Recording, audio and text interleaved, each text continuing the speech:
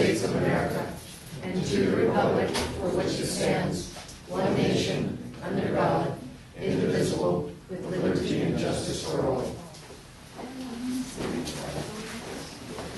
Roll call. So, Mr. Chief. Worsey? Yes, ma'am. Zilla? Here. No. Mays?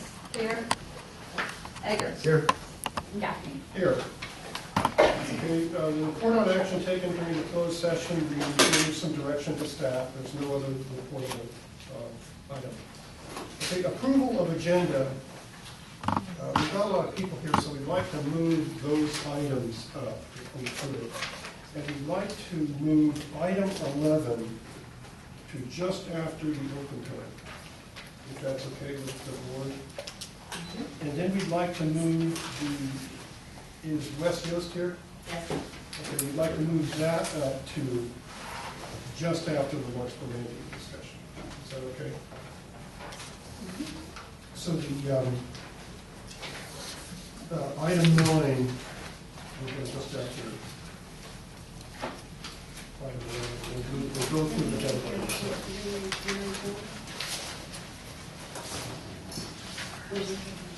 Any other changes to the agenda? So 11 becomes like 6A? Yeah, 6A. And 9 is 6B. Okay. Any other?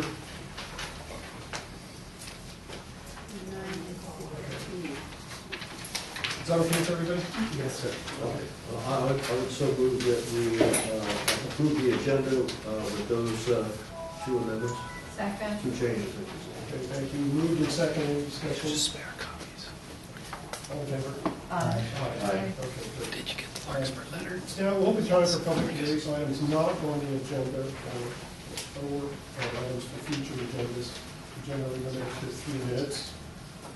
Any comment from the public? Or any item not on the agenda? Okay, thank you very much. I see none, we'll move on.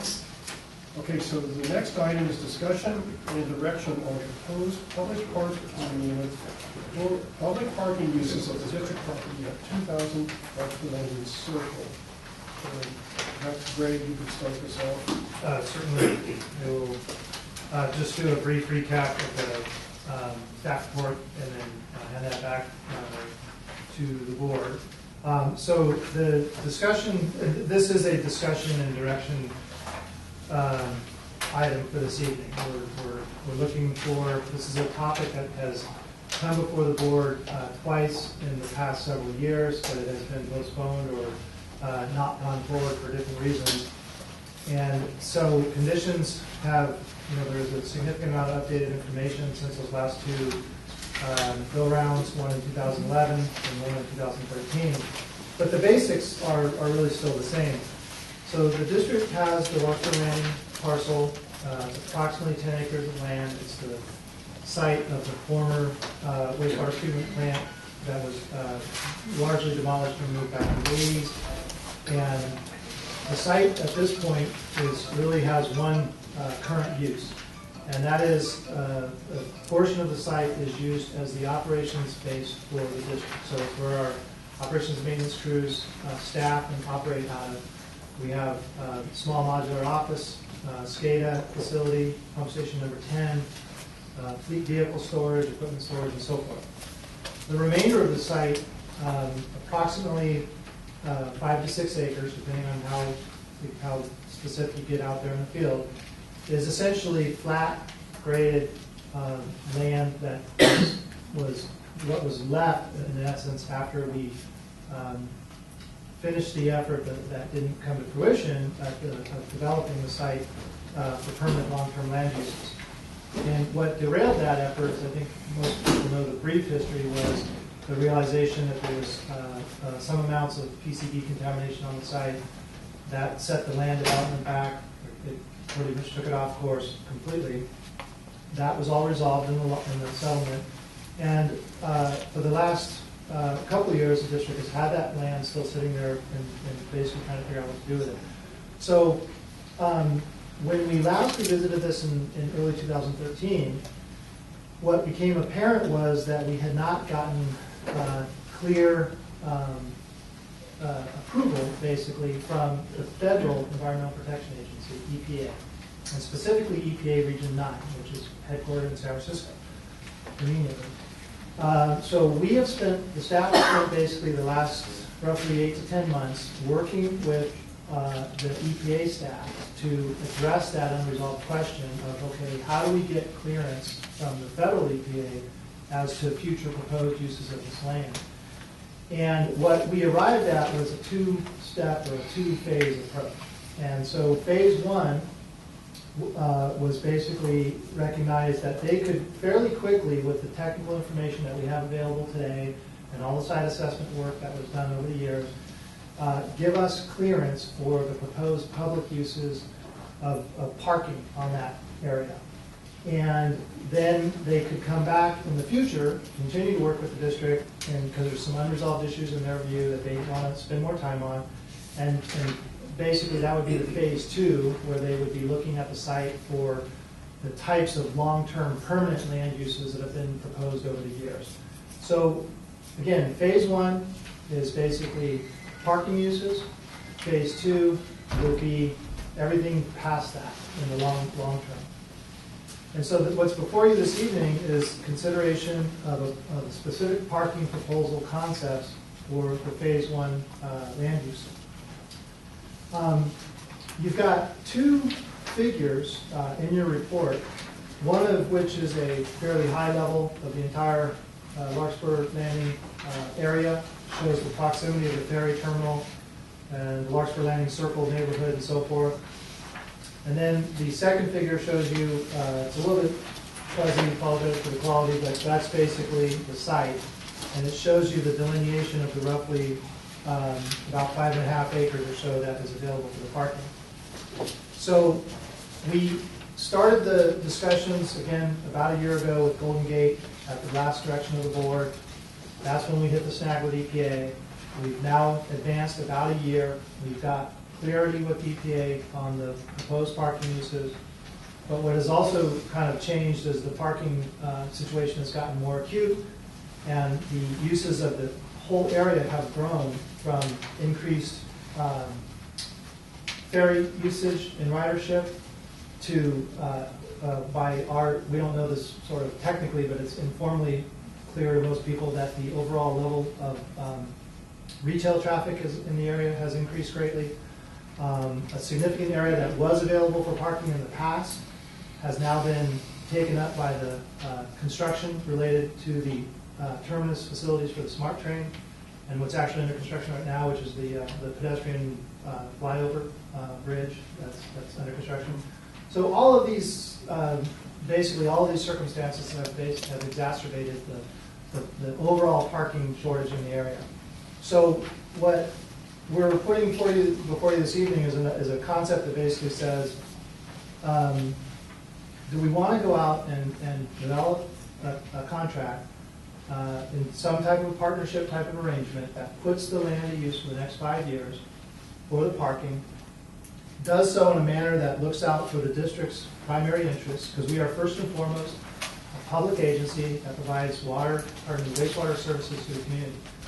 Everything beyond that, I want to stress, is essentially secondary to this organization. Okay, I mean, so we want to do this in a way that's beneficial to the community, but we need to do it with an eye towards what the core responsibilities and priorities of the district are, and that's what we've tried to capture in the staff report.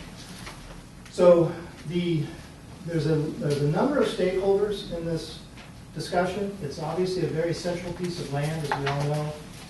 There's a lot going on in that area. There was the recently terminated station area planning process by the city of Larkspur. There's, again, the ongoing growth with the ferry terminal. The retail environment in that area is getting increasingly busy. And again, the problems have just kind of shifted around. And one of those has been the loss, or the pending loss, of the Marin Airport, which is another key in the sort of regional transportation discussions, because their parcel, the land they've been using for 25 years, is now in status of getting, that lease is getting terminated. by Golden Gate. So the problems are sort of shifting around. And we have this public resource that we hopefully could consider putting to use to help resolve it. The other stakeholders, City of Larkspur is a significant part of this discussion. They have been aware that this was starting to come back because we've been in regular touch with their staff. And they would certainly like to be kept up to date. They anticipate issuing like a use permit of some type when we get to that point. We want to keep them in the dialogue. We have again the Country Mart complex adjacent to the district property. So these are all kind of the range of interests that we're trying to balance here. So specifically, what's before you again is to have discussion this evening and provide direction to staff as to going forth with pursuing what we're sort of terming a contract or partnership arrangement that has the site utilized by a combination of the Golden Gate Bridge Highway Transportation District and the Marin Airport for these basically what are the primary public transportation parking-related uses. And then if there's other benefits that can be accrued at the site, we want to find a way to do that as well. But we're trying to sort of set a hierarchy of proposed priorities. So that's what's before you. We have representatives, I believe, from a lot of the interested parties here this evening. So with that, we'll hand it back to the board and answer questions. So in essence, you're seeking perhaps for the board to consider just preliminary further working out the details of a parking plan, getting more into it. It's nothing finalized yet. It's just greater depth. Right, we don't have a proposal to bring you this evening other than the outline I've given you. And maybe one quick detail, and it's in the staff report, but just to give you a magnitude of numbers, we're saying about 5.5 acres. These are very approximate numbers, and that equates to somewhere about 700 to 800 parking spaces that are being available, we think could be made available for the various uses. So those are just some details. Again, that's all in the staff report. Are there any initial comments from the board? Just maybe some questions. So, we're a public agency, and this interim period, will it be 5 years or however long it's going to take us to get the second clearance from EPA over the toxics that are buried on the site? Our priorities are public service, public use, public opportunities, and Larkspur Landing seems to be now a terminus, may soon be a terminus for a major public transportation system. The beginning of the ferry system is right there. I mean, it's a major hub, transportation hub, and I would hope that might be able to accommodate Golden Gate for the entire transportation district overflow parking for the ferry, to accommodate the Marin Airport. It's been there a long time. It's a central hub. It's a place that a number of us use it on a regular basis, and I don't think moving that facility into someplace in Santa Fe is going to be any beneficial at all to the people of the Ross Valley or Larkspur. So I don't know if all these uses can be accommodated, but we also have a subcommittee, the Larkspur Landing subcommittee that perhaps needs to get involved with this. But parking seems to be probably a good interim use of the land, of the public's land, in accommodating the Golden Gate Bridge Highway Transportation District, ferry overflow parking, and Marin Airport, if that fits on that, and that they may all fit. I mean, we may be able to narrow down the amount of land we're using for our equipment. I see we've got trucks kind of here and trucks over here with proper paving and striping, and we may be able to get enough land there to accommodate both Golden Gate Bridge Highway Transportation and Marin Airport. Both public uses, both transportation, and that is Larkspur Landing is now the major transportation hub for the county. Probably almost as important to the county of Marin as Central Santa Fe's the teeny transportation center there. Anyway, that's kind of Any other comments from the board? My understanding is that this would be important to our constituents in the Ross Valley, both who use the ferry and both who use the Marin Airporter, but that in the meantime, it would be, it's not going to cost the district, that the entities involved, the Golden Gate Bridge District and Marin Airporter would be responsible for saying, here's the amount of land we are going to use, and this is what we propose doing it, and they would do the engineering, and they would bring to us that for consideration. Yeah, that's an important point I want to emphasize. The district is, in terms of our staff resources and demands, we really are pretty maxed out. We have, you guys know the list, I won't go through it. But really the point is, we just don't have capacity to take on a process that involves district staff handling site civil improvements, handling administration, et cetera. So we have suggested in the staff report that one of the keys to success in this process is that it be done in a manner that absolutely minimizes the workload requirements and the involvement of district resources of any kind. So the simple reality is, A, it's not our primary mission, and B, our primary mission is basically taxed right now to its maximum capacity. And it should be either neutral or ideally positive financially to the district. We are a public agency that's a very valuable resource by any any measure. It would be unreasonable for this to be essentially a financial money loser for the district. So those are just some very kind of minimum criteria that we're suggesting be kept in mind. Should the board decide to kind of go forward with this. Director, I think she was I'm there. sorry, yeah. I'm sorry. I forgot. Okay, so thank you for that tour of the site. It really was helpful. Because when you get out there, you can see it's just land sitting there, and we have used that before for overflow parking for the Giants games in the past. So this is not a new idea that's kind of showing up all of a sudden. I just wanted to add one question, because I think I got most of the answer by going out there. There's an item in here that talks about the contractual relationship, when that finally, or if, we could have more say than just handing this over. In other words, if we wanted plug-in cars, bicycles, whatever, we could have some of that part of what we're asking for, right? I would think so. To some extent? Yeah, I would think so, Pam. Yeah, I mean, Sidewalks, for us to projects. establish some general criteria or Okay. priorities, I think as long as they're reasonable. And one important consideration in all of that, and certainly I think the Golden Gate and others are aware of this, is that because we're talking about a 5-year use of the parcel, because of all these other reasons, that means that there needs to be a balance between the types of investments that are made in the site to facilitate the parking and provide the right level of service and some of the amenities like you're referring to, but do that in a way that recognizes that the parties investing in it need to recoup as much of that as possible within the 5 years, and anything that's not, they're balancing a sunk cost basically from a financial perspective. And that's just the reality. I mean, it doesn't mean it's insurmountable. It's just an important factor for us to keep in mind. So I just had about, this parking is not just for the ferry and the airporter. I mean, there are people that commute from Richmond Bridge and then go into the city. If they, or they may take the ferry is what I'm talking. Well, I see what you're saying.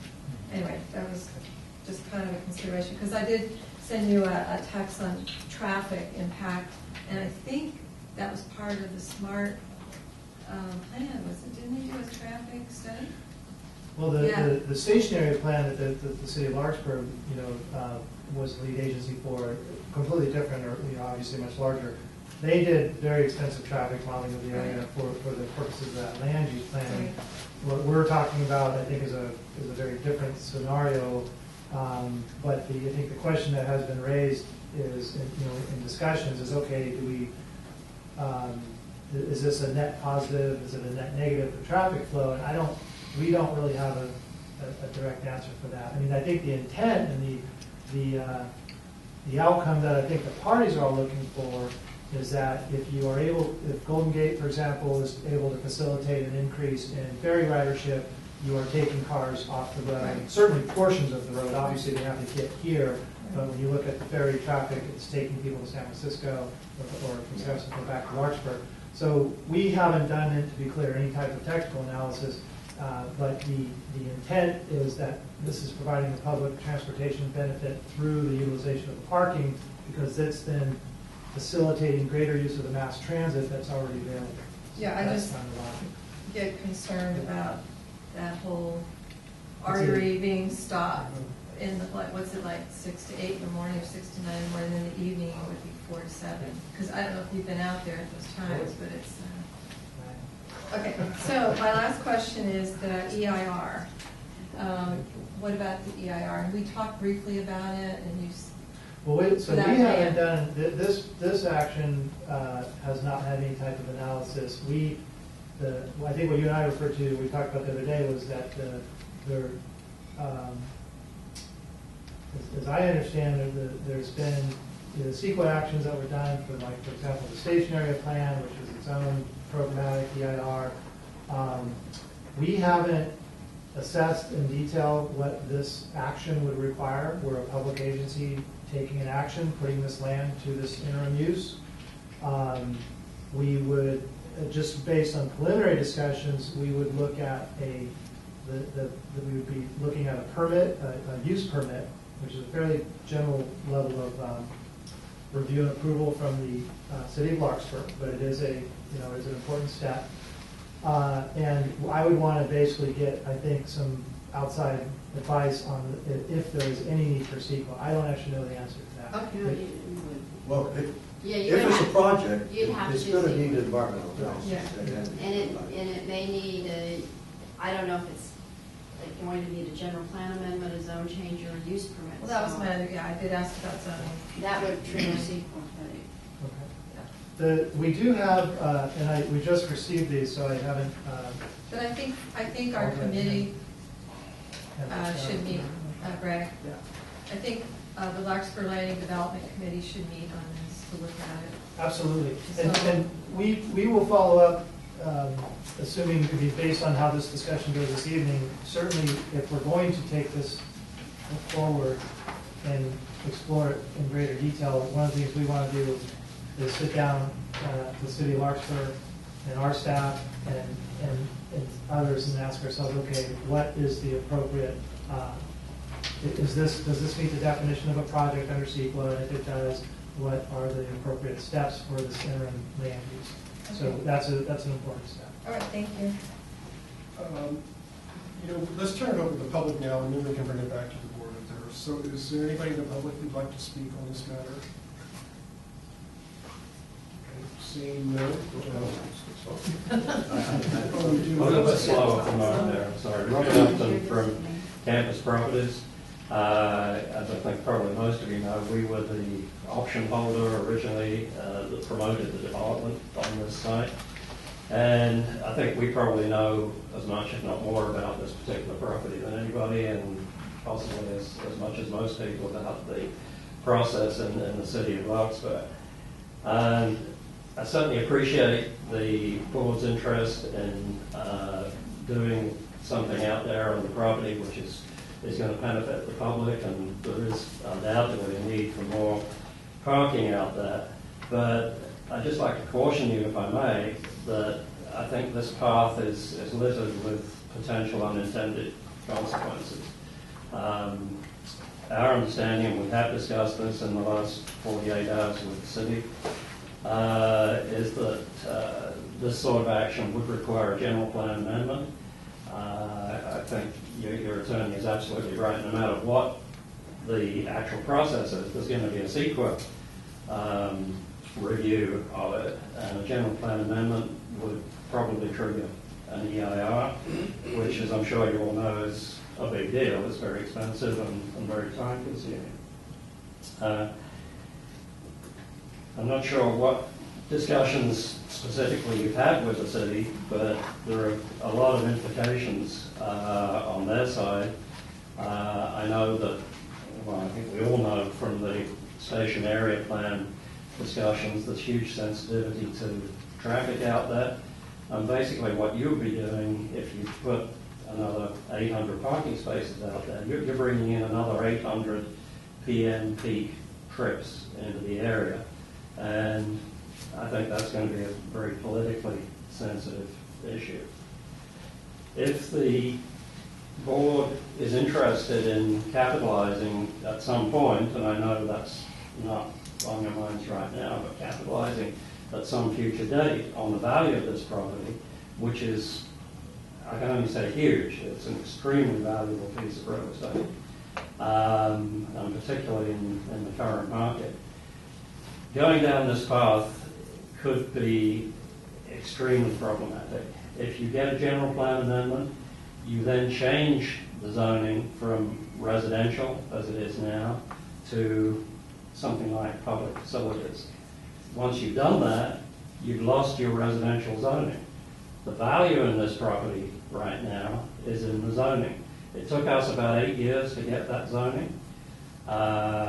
If you went back to do it again, maybe you could do it in 8 years, maybe it would never happen. Maybe things have changed and it couldn't be replicated. But yeah, I can't emphasize strongly enough that the value is in the zoning. Once that is gone, you're at risk of never being able to realize the value of the property. From the city's point of view, I mentioned traffic issues, just one final point.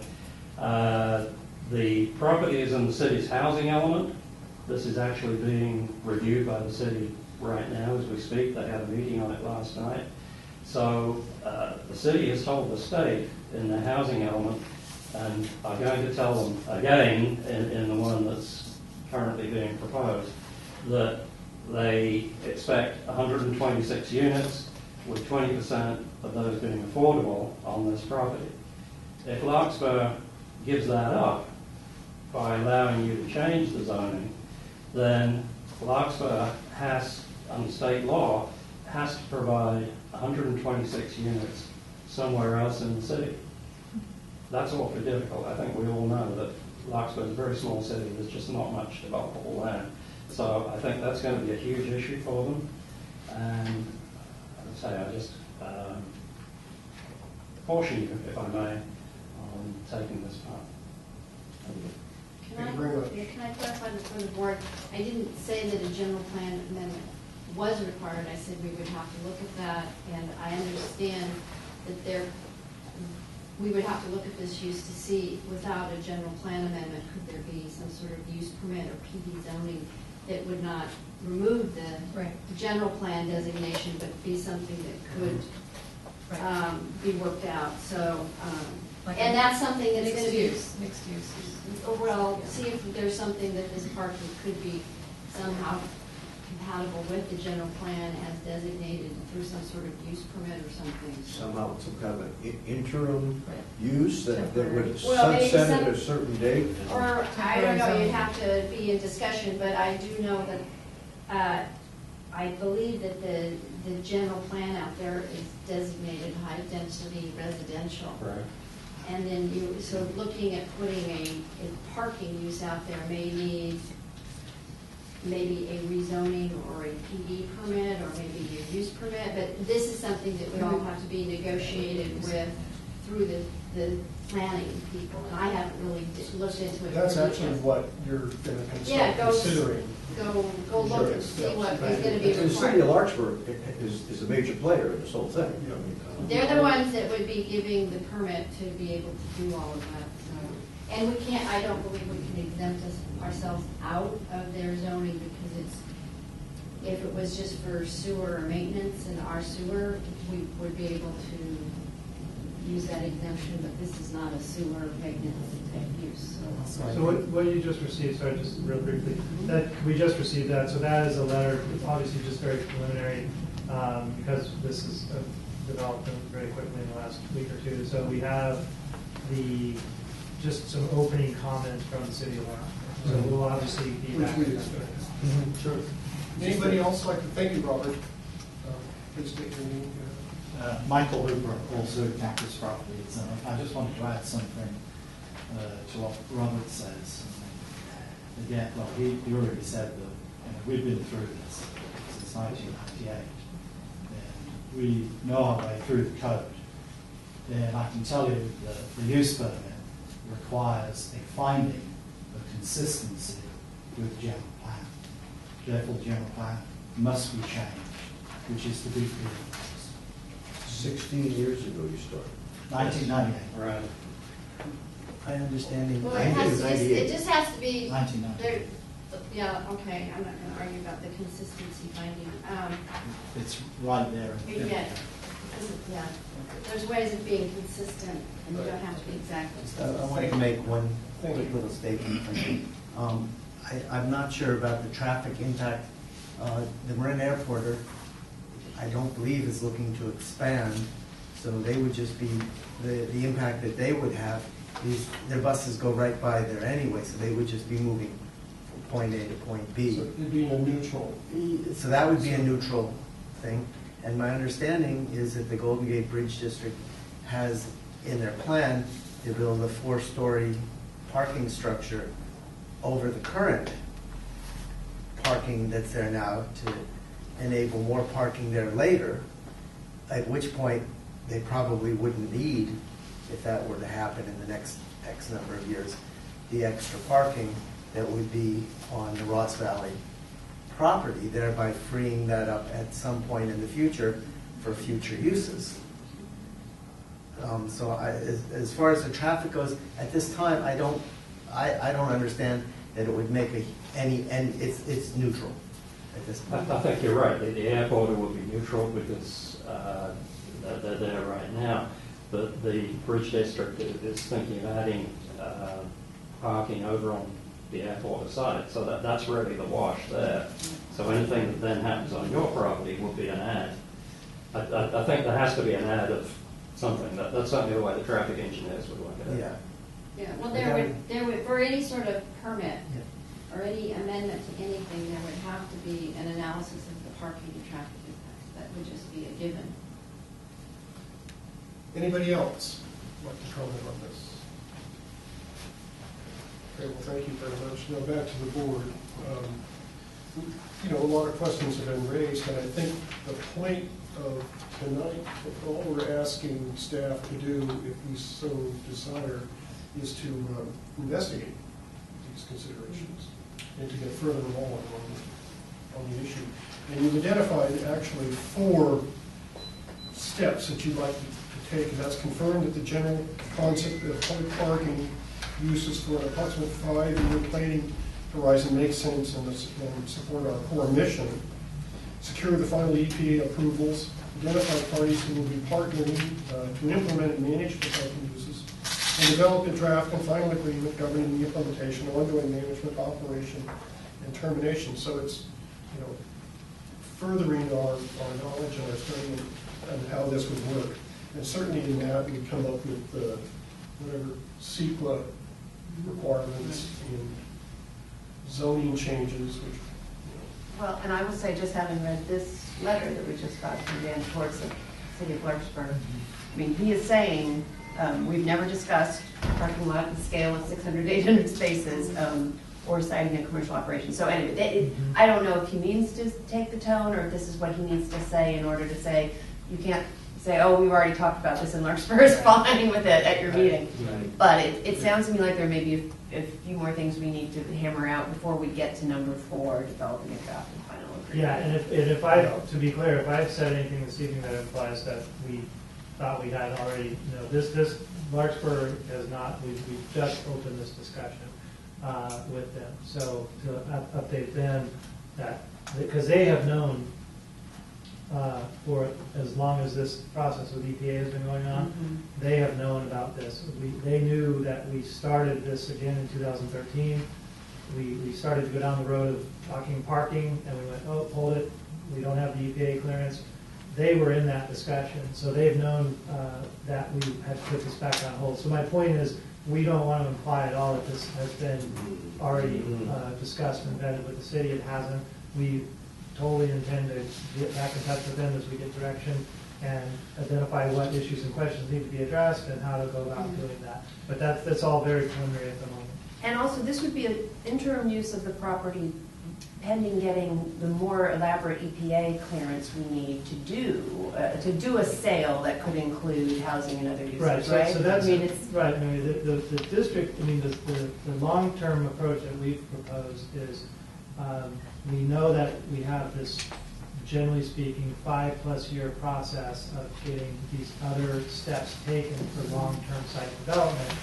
So is there a alternative way for us to utilize the site to the public's benefit during the rather lengthy period that we anticipate to get the site to a state of where its long-term development or land use picture is clarified? That's the overarching strategy that we're proposing. right. I mean, that just is in response to, is this a slippery slope to this ends up in some, zone something else? And I also think Dan's letter makes that point too, that this is interim. Yes. And as long as we can actually do something interim while the EPA, because it's been, we thought we were going to get the letter a year ago Right. that could allow us to have an interim parking plan, so. And Tom, can I just add something? One thing I want to clarify for the board is, I think what Greg is doing is getting the board involved, letting you know, because we've had prior issues with this property in the past, with people getting too far ahead of the board and the board finding out things kind of after the fact. But one thing that I would like to add in is if and when there's ever an agreement to go through the process with the city of Larkspur, you have the entities where you will be working with, if it is the airport or any of those people, they should really contribute or pay for all of the entitlement processing, which would mean the CEQA, the application, the permit fees and all of that. They should at least share in it, if not pay for that entitlement. So, and that is very standard in land use project applications. The developer, who would be the airport or someone, pay for those project costs. Here's what I think we ought to do. I think we ought to approve items 1 through 4, except amend item 4 to develop a draft agreement, cross out and final, and then instruct staff to work with our committee. And that committee is Pam and Frank. Work with our. I don't even know if 4 is, I think 4 might be kind of premature. That's out. Yeah, I guess you could outline I it. think we need to just identify the process, identify the parties, and But look at the CEQA issues, look at the campus representatives brought up the issue of change the zoning, what do you have? Yes, so Because right now So I they think have we've zoning got to look in at place. those issues. those are included Before we- top Yeah. 3. Maybe number 4 might read, begin to develop a draft and leave out final agreement. Outline an agreement or something like that. Begin to develop a draft and leave out the final agreement. I mean, that could, Yeah, the zoning, the conceptual plan, specific plan zoning, that was for 5 years, and it exists on the property, I recall, but I think it needs to be renewed or something. No, if I may, the zoning was approved by ordinance, so Yeah. it does not expire. But the specific conceptual plan, there was something about if it wasn't developed within 5 years, it needed to No. come back. I don't for- think so, no. Last time I looked at it, it had a 5-year, that it needed to come back to, Well, so, but that's something you need to Yeah, look but into. it- It there won't are a lot expire, of but things you need to look if it's, into. if it was not vested in 5 years or something, there was something about it, period. so Because that was when you were claiming that you owned the in zoning or Larkspur, something, and I remember these things that. are approved by ordinance, Yes, I know and they that. just don't go away. There's no sunset. Your value is in the general plan land use Designation, designation, yes, I know that. which is, a portion is public facility, the 1 acre, For upper the, lot. for the courtyard. 1.5 acres is commercial, which is where the hotel was going, and the 7.5 acres was residential. That's what you don't want to change, because you lose value. When you change it back to public facility, which is the only land use designation that is consistent with the proposal that's on the table tonight. And you can't do that with a use permit, because the use permit requires a finding of consistency with the general plan. So you must change the general plan. which is exactly what you don't want to do. And there's nothing interim about Larkspur's. We're going to learn all this as we go. So There is a my suggestion is that we, the step that's embedded in basically in 1, 2, 3. 1, 2, 3, and 4 is to confirm with the appropriate land use agency, which is the city of Larkspur, what the required process is going to be or would be for the proposed use. And we can come back to you with basically information that we gathered directly from the city of Larkspur. And I think that's really the only way to get some black and white answers to this. So we have to remember also, we're a public agency, and the Larkspur public, the folks that live in Larkspur, have a say over what's going to happen here. And I'm not sure where they're going to be plugged into this process, but when we were looking at the Larkspur Station Area Plan, the committee, the subcommittee held a hearing, and it was well attended by Larkspur residents, and they have some very specific concerns and issues with that whole area. And so they've got to be included in this process also. It's not going to be a simple, here, let's fix it tomorrow. But what's the pleasure of the board? Should we? All we are required is to direct staff, so are you clear?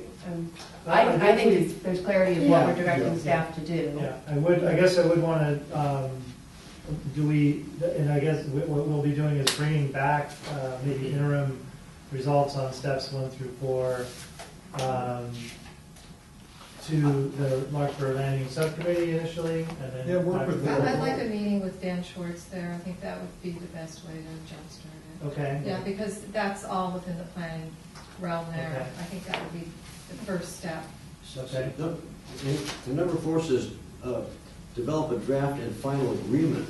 We're Yeah, we're not gonna do that. I would just, let's say, outline an agreement or something. Well, like that. why don't we just do 1 through 3 for tonight? I mean, Right. this is very initial stage here. Yeah. There's a lot of interest in this property, this land. And, we just do 1 through 3 and kind of start the process.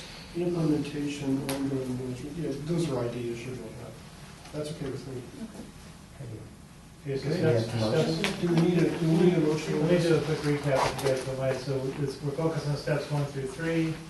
We definitely are doing in-person meetings with the city of Larkspur officials to address the various questions that have been Well, I raised. think you should invite the Golden Gate.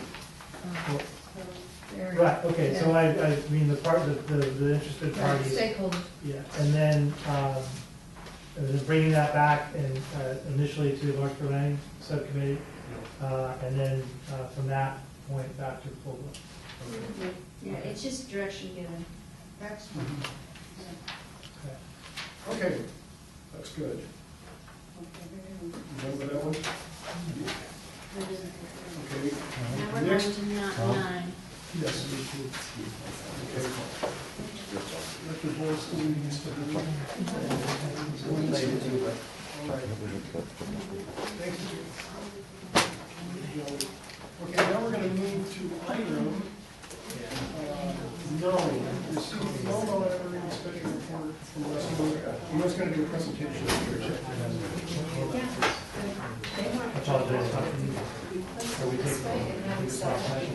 Yeah, we lost one. Can't see it. Where did he say? We're on to item 9. And that podium is in the way, we can't. Randall, Oh, he's excused. you guys have to say about moving? We intentionally have this set up over here because it is more difficult for Director Miggs to see it around the podium. It was all set up in line Why don't we up take a too. 5-minute or 10-minute break, and we can get set up. Take 5? Call the meeting back to order, and it's item 7, receive flow monitoring study report from West Gills and Associates.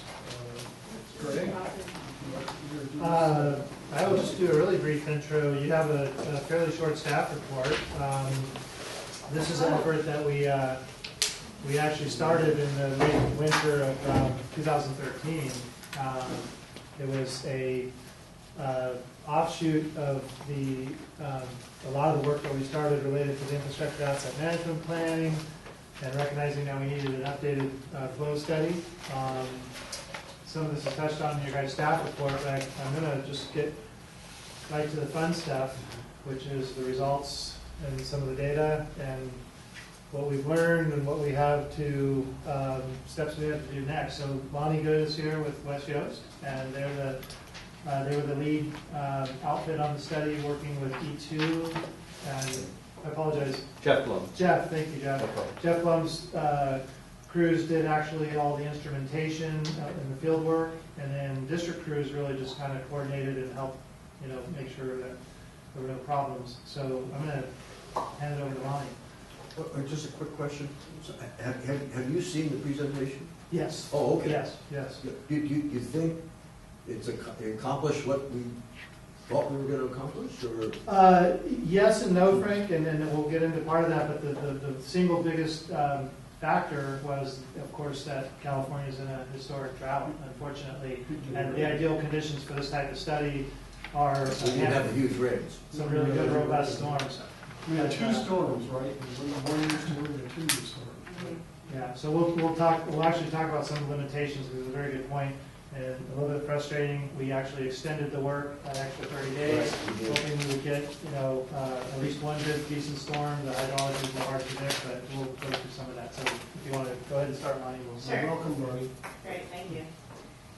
So, and I want to make sure that Jeff is also available for questions and on any of the field work. So West Just did the engineering analysis, and they did all of the field work and the data recording and transferring the data to us for us to do the analysis. One of the primary drivers on this project was collecting flow monitoring data is primarily used to calibrate a hydraulic model, which the district has as part of its SHECAP, we call it, the hydraulic capacity assessment, which was done in 2006. So just a little bit of background on that. The last time there was flow monitoring done was about 10 years ago in 2004. So it's about time to get some updated data on that. And I think that's part of what drove this, and we'll get into some other drivers. But the hydraulic model that gets built is literally a computer model of the system that shows where the flows are coming from, and it gets calibrated at many different points all along the system in the gravity portions of the sewer lines and in the pump stations. So what I'd like to do is, because this is so data heavy, I'd like to just kind of stop after every slide and ask if you have questions on that particular slide, just because it's got a lot of data in here. So feel free to jump in, and I'll make sure that I stop after every slide. So the first purpose is obviously to collect wastewater flow data, which is the actual volume and the flow rate of how much wastewater is coming down the pipe and hitting each pump station. We also collected rainfall data at the same time that we collect the flow data, so that we can correlate when it rains how the flows are increasing in the system, because that rainwater is eventually getting into the system through cracks and holes and other things. And then we also gathered the water quality data, which in this case was conductivity data, electroconductivity data, which is linked to salinity. So that was kind of an additional portion of this project, was added on. While we were out in the field and we had crews already out there, we mobilized them to be able to collect that data as well in different locations, but still in the system. So it was an efficient use of that study. Any questions? Yeah, has our flow, profile changed very much in 10 years? I don't know the answer to that. We didn't do a total comparison of it. Randall, do you have a gauge on that? I think all the high INI basins are still high INI basins, and the response is still faster to the district system. Yeah. I would add that typically in California we've seen water demands come down with conservation as conservation gets more and more. But then you have an aging system that continues to get more INI. So your average day flows have probably, I'm completely speculating here, I haven't looked at it, but more than likely the average day flows are coming down because people are using less water in general, but the INI might be increasing as the system ages. So that's just typically how it works. So one of the first goals then was to evaluate the impact of the recent system improvement projects that have gone on. So in this last 10 years, there have been quite a bit of rehabilitation, spot repairs, new pipe bursting, complete line replacements and lining. And that changes the amount of water that can get into the system at those points. There's also been some flow routing changes where a pipe was rerouted to divert flows that were too big for the system below it to a new location. There were also some capacity improvement projects that have been executed over the last 10 years. So all of those things are important to reevaluate and get a new picture, a new snapshot now of what the system is really responding to. Then the next one was to validate and refine the near-term hydraulic capacity improvement projects. The district has quite a few hydraulic capacity projects as part of the asset management plan that need to be completed in the near term, really. And specifically, there are 4 projects that are coming up shortly that the district was really hoping to get some more information on and refine it, because we're using old data to refine them. Now, this hydraulic model, it's important to understand that the hydraulic model is what's defining the length and the diameter of those pipeline projects and the size of the pump stations, because it all trickles down to the pump stations and eventually gets pumped to the treatment plant. So it's really important that we refine it to the best of our abilities, because if we overestimate the size of it, it just costs that much more money. So it's very important at this point to get to redefine those. Then also the next goal was to recalibrate the district's dry and wet weather hydraulic model. So there are 2 scenarios. There's the everyday flows, and we'll look at some pictures of that, just everyday situations. And then there's when it rains, we have a completely new set of flows that hit the system.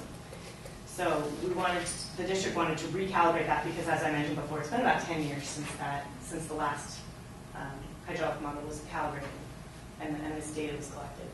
And then finally, we wanted to identify areas with high saltwater intrusion rates. And I'll get into some of the drivers there, but essentially the treatment plant sees higher salinity values in the wastewater coming into the treatment plant than they can feasibly treat or remove to generate recycled water. And in that recycled water, to be able to reuse it for irrigation and other uses in the Bay Area, in the vicinity. So we'll get into that a little A question about that. So CMSA monitors they call it chloride, but is it every 2 days that they run tests? I'm not sure. Sometimes you can have a meter that picks up that is always running. Like daily? That does that. Then they might do graph samples where they simply just take Well, they've offered to give us that data, put it in a graph for us. Sure. And since we're sitting in an area subject to sea level rise, Right. Yeah, and so it's an issue we have to deal with.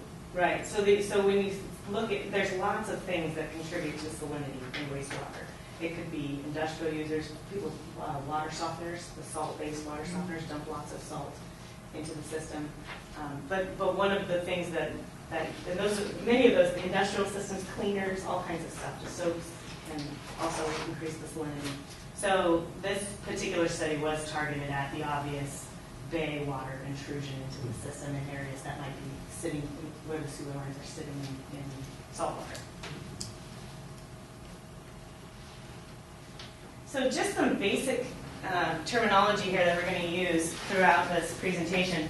So wastewater flows, this is a chart that has the amount, the flow rate of the wastewater that we're recording, along with, and it's plotted over time. So as the day goes by, wastewater flows cycle up and down. And they tend to cycle up and down on a diurnal curve. When in the morning it's typically higher as people are taking showers and getting ready for work in a really condensed time.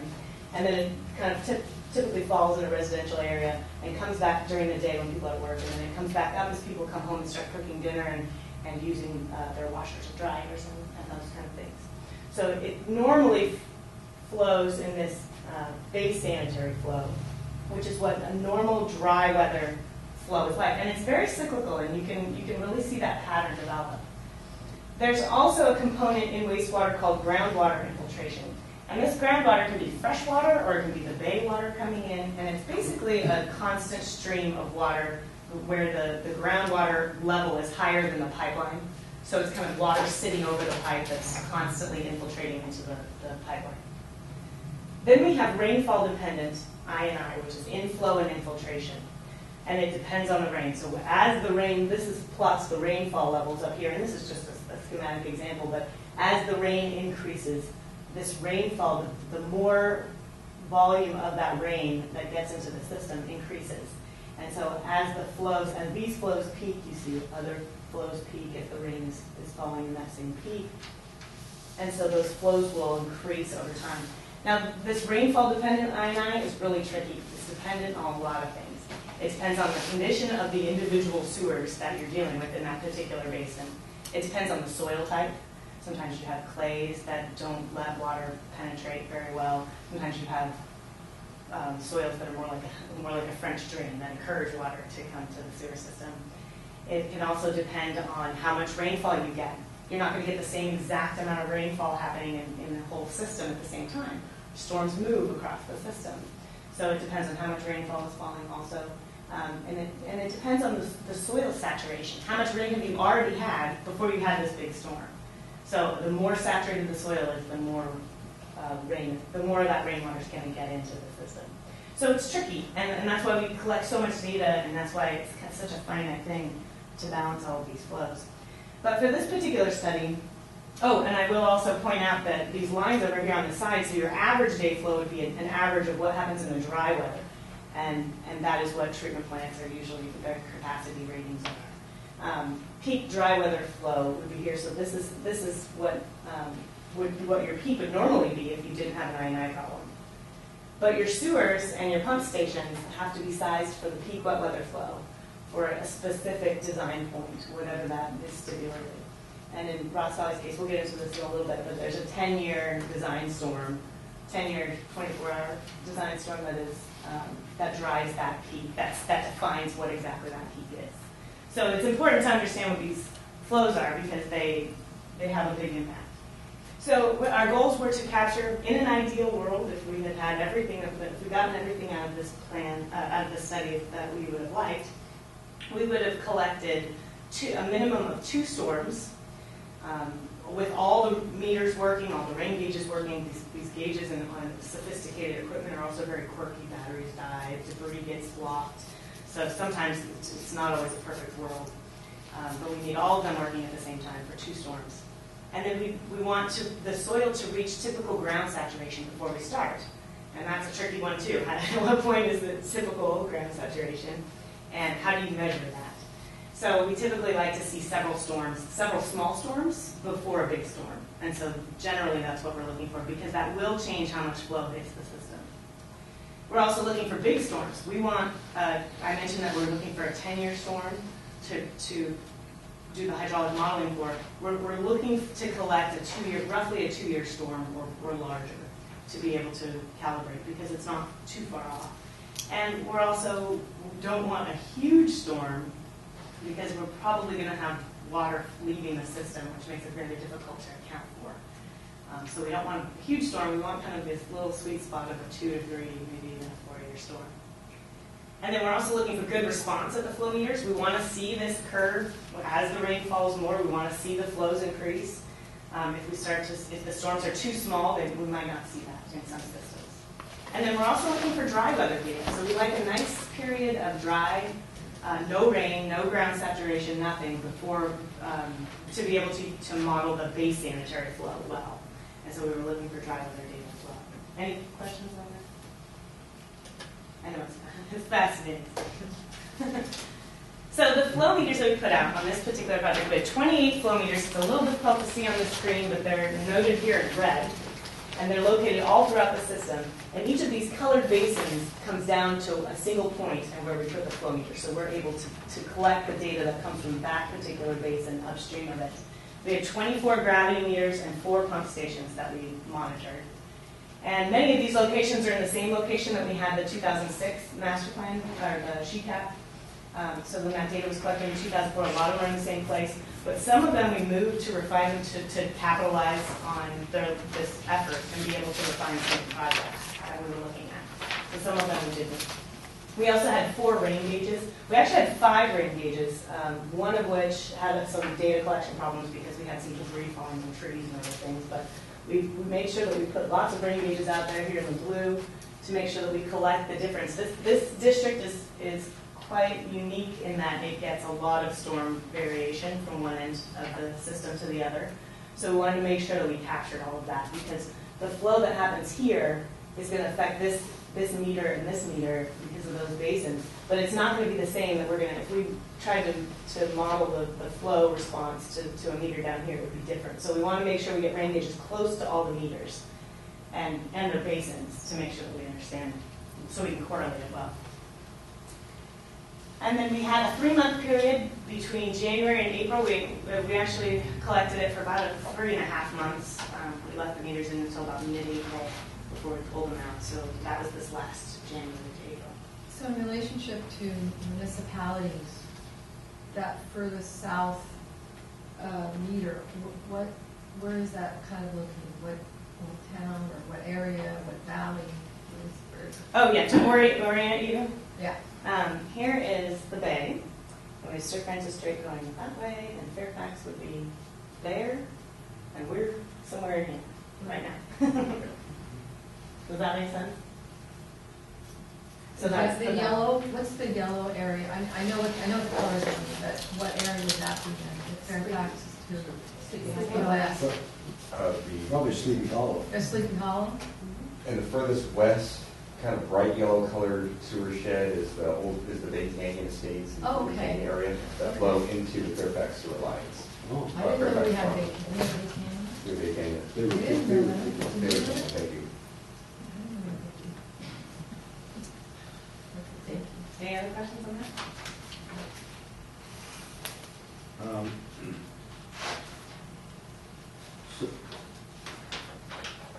So that area above number 3, that is kind of yellow gold.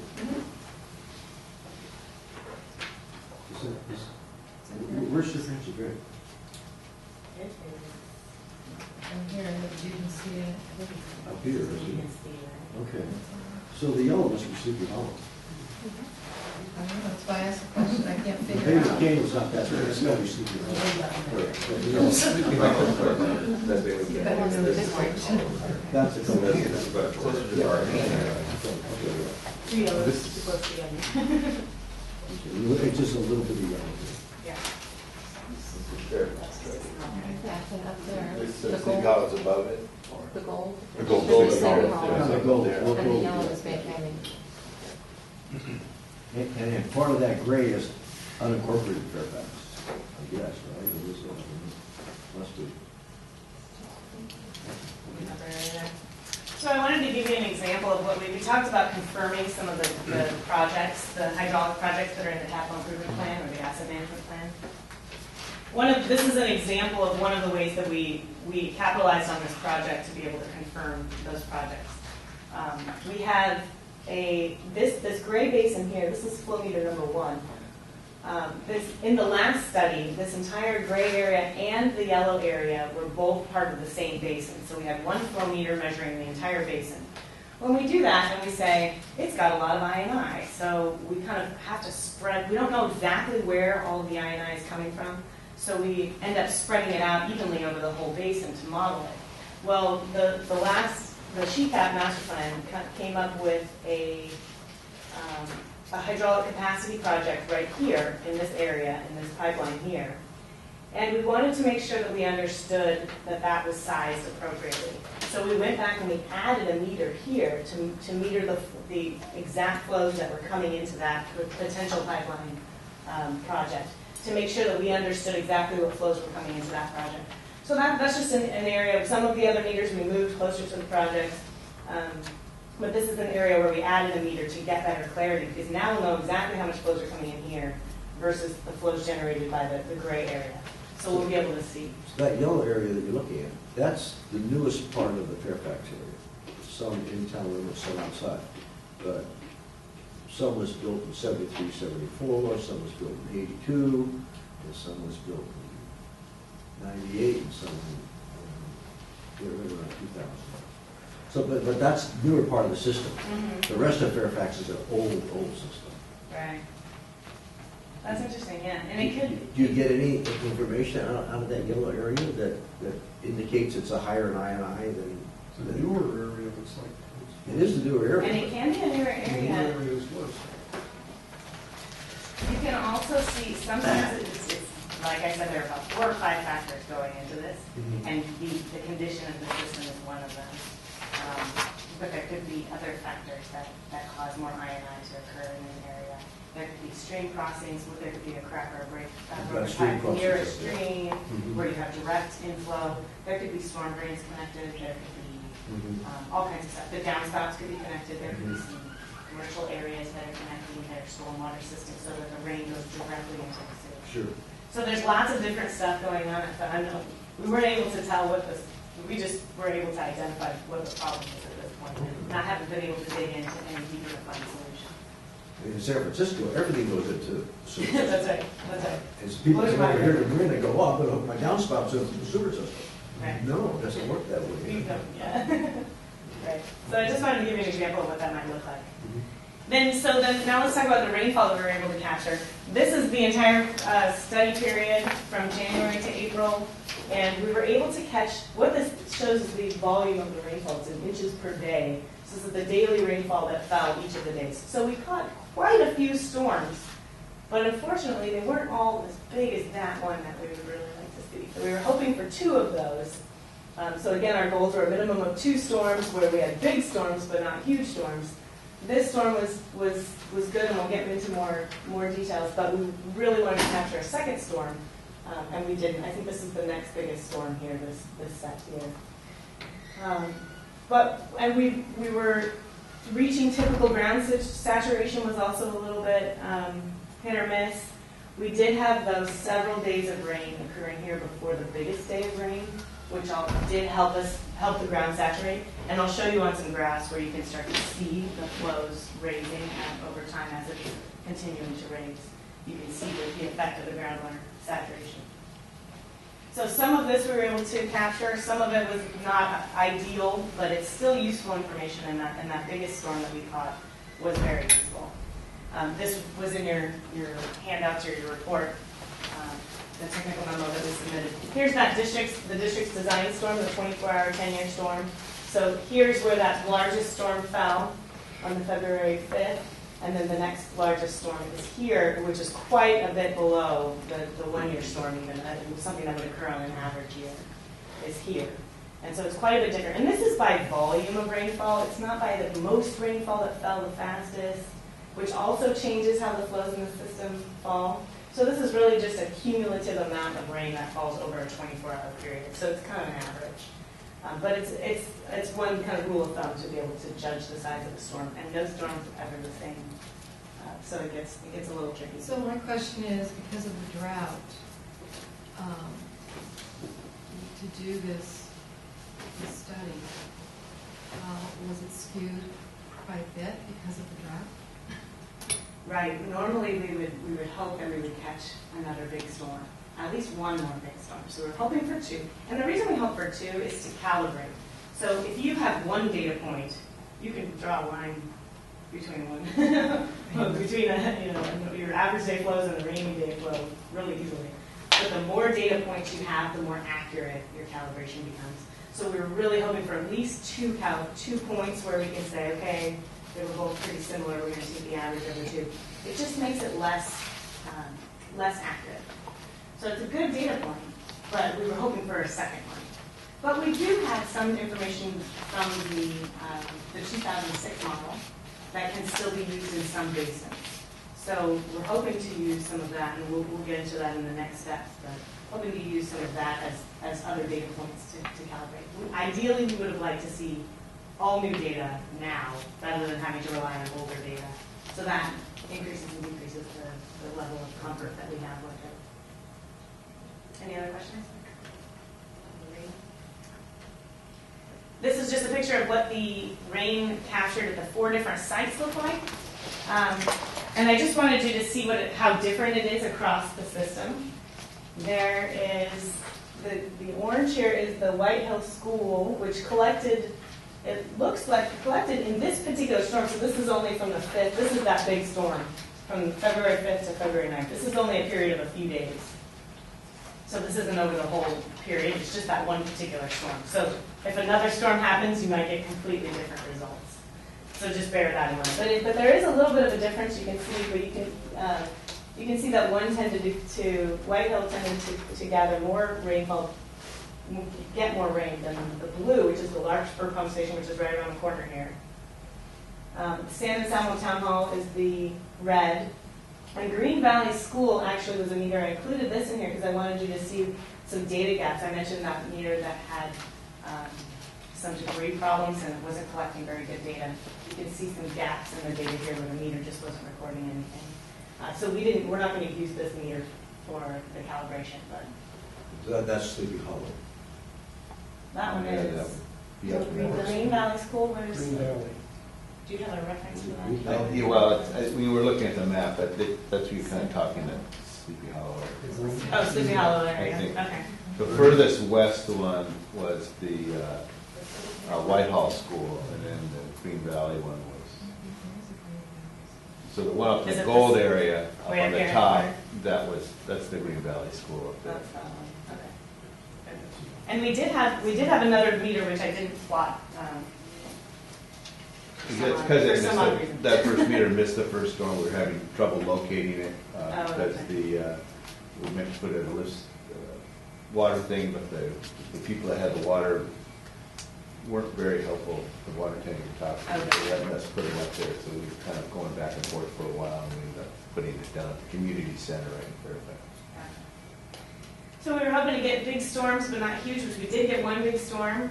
We didn't get any huge storms. We got one big storm that was good. We also saw some good response at the flow meters, which I'll show you some pictures of. And we did get our dry weather data. So this period here where we had no rain happening at all turned out to be really good dry weather data that we can use to calibrate the dry weather, those average day flows. So if we hadn't had that, it's kind of a catch-22, if we hadn't had that dry spell in the beginning of the flow monitoring period, we would have had to spend almost just as much money putting them back in the summertime to meter for a shorter period of time to get the dry weather flows. So we did collect really good, valuable dry weather flow data for the whole system at these meters. So that is a good plus because we can calibrate to the dry weather. Is it Hidden Valley School you're talking about? There's no Green Valley School. Maybe it was Hidden Valley. There's Hidden Green Valley, Valley. very I hidden. remember seeing, It's very you didn't talk Green Valley Road? You said Hidden Valley School on Green Valley Road? Might be. It's not Green Valley School. Okay, so it's Green Valley Road, sorry. Just got a whole binder there full of site sheets. I'm sure you can show you. I don't- Okay, so this is the kind of response that we saw to I showed you those two storms. This is the smallest storm. So this is a meter that's actually just down the street and collects flows from right around here. And what you see here is, again, over time, the time period is here. So this is a few days. This is the 24th through March 4th. So each of these is a day. And here's the flow rates, and you can see the rainfall plotted up here. And you see those average day flows coming in like clockwork almost. Average day, almost the same every day. And then as soon as it starts to rain, like almost instantly, the flows start to increase. And this volume is the blue volume is the I9. And as you see the highest peak there, it's a little bit of a delay to get the peak of the flows that you see in the response of the system. And then it starts to fall as the rainfall starts to fall. And then here we have a little peak. That's due to the normal average day peak. So these flows are being added to the green flows, right? So as these flows go up and down, this is also going up and down. But in general, when you see those big peaks, it's because of the rain. And again, then after another day, it starts to rain again, and you see another peak. And you see this really sharp shape. You don't always see these sharp shapes, and what that indicates to me is that that's a very fast response. So the system is almost acting like a French drain. That when it rains, the ground is saturating. And I know you've heard this term French drain in all of your historical reports. It's not a secret that Ross Valley sewer system kind of operates like a French drain. But it is very peaky, it's very steep, and it hits the sewer system really quickly. Quicker than I think any I've seen. But was that ground saturated at that time, or is this runoff? Or just no pipes. So you'll see you can kind of, this isn't the best example, but that you can kind of see the ground saturation. This storm would have left some water in the soil. And so when this storm hits, it's not that much bigger. In fact, if you added up all the rainfall, it's probably smaller. It just has a higher peak. It's actually less rain that fell, but it created a bigger response in the system because the flows hadn't even had a chance to come back down. So if we had no ground saturation, this blue line would have dropped right back down to the average day flows and gone back on the normal cycle. So this is the ground saturation that you're seeing in the 2 days or the day and a half where it didn't even rain. We've still got a bunch of water pouring into the system, a bunch of rain pouring into the system, even though it's not raining. So that's the ground saturation. So this one becomes even higher. So by that much, by that amount of what's already happening from the ground saturation. So that's an example of how that is affected. You're also getting some local street flooding, which in some of the manholes covers that aren't real tight. It's not going to get water pouring in those manholes. In addition, you'll probably have some people that have some flooding that maybe have a sump pump going that will be trying to get it out of their yard, pumping it into their clean out. And other types of issues, Some pumps local in basements too, probably. Yeah, in basements, potentially, that's a concern. And laterals also, the private sewer laterals can also act, because they're shallower and they're in landscaped areas, there's lots of trees and roots that get in, they act, we see that in a lot of Bay Area agencies where it's actually, we suspect it's more the laterals funneling the water in very quickly. You get quick response In on a addition lot to of laterals, all of the other especially when you have stuff like gophers and moles that have dug in and actually broken in, and rats have dug in and broken into it, so that their hole up on the surface turns into an area drain, which just drains their property right in, directly into the Yeah, so there's lots of contributions, and it's hard. At this level, we're looking at entire areas, entire neighborhoods, and not necessarily digging down into the response. So this is that same site, and let me just flip back to the first graph, because I want you to notice the scale on the left, the Y scale. This goes up to 2 MGD. So this is the small storm. In this particular meter, we saw a huge response. The average day was maybe 0.2, and the peak was at 1.4. So that is a huge addition of flow in that peak. And this is what your sewers and pump stations are sized for, right? So instead of sizing it for this, we're having to size it for this. So this is the small storm. Now when we look at the big storm at the same site, this scale is now even higher. The scale is 5.0, at 5.0, 5 MGD. So the last one was capped here, and so the last storm only came up to 1.4 MGD for that peak. And this storm, this is that bigger storm, and we see a huge, absolutely huge response here. And you can see the effect of that first few days of saturation. The flows almost returned to normal, so the ground wasn't really saturated in here. You just got a little bit of storm, or a little bit of rain. It wasn't enough to saturate. The flows come almost right back to normal before it starts raining again. But if you notice, after a day of rain here, you get a little bit of a peak, and another day of rain here, you get even more of a peak for almost similar rainfall. That's the saturation that you're seeing there, for the difference between this storm and this storm. And then again, you get about the same volume on the next day. And next thing you know, after a few days, it just compounds. All the water in the ground is hitting the sewer, and it causes really big spikes. And then At what location is that reading coming from? It's at force meter 16. Where is It's that? flow meter 16. It's actually on the meter. It's right around the corner. It's right on Rose Lane, right here in the corner. Rose Lane. Yeah, it's right down. Oh, okay, so it's right down here. It's right down the street. This is like the tail end of the whole system rather than the beginning of the Well, It's a branch. No? the branch. This is a branch. Yeah, this is a side branch, and this kind of Basically, it's the farthest south subbasin of the district. In Larchburg. Correct. Yeah, so really all the stuff out to this direction, up Madrone Canyon and that area is, I think, largely what you're looking at. And I didn't extend this graph out, but if you notice, it stops raining here on the 10th. 1, 2, 3 days later, there's still a bunch of iodine coming in. So this is from the ground saturation. And you can see it, we call it attenuation. It takes a really long time for the flows to attenuate and go back to normal. And that's the effect of the ground being saturated. The water is still pouring into the system through the ground. So this storm took did we figure it? Almost 2 weeks, no, week and a half. Week and a half for flows to get back down to normal. So that's the ground saturation. So by the time we hit the second or third storm there, the ground was pretty well saturated. So we were comfortable with this storm. We liked the saturation that we saw on this, and we liked the size of this storm. So this made this a really good storm for us to use to calibrate the model. Any other questions on that? Nothing like this was going on in 2005, when we had 18 days of rain and The chart's not- 4,000 gallons the of chart's sewage spilled into the doesn't go downside, high. the downstairs of my house. No.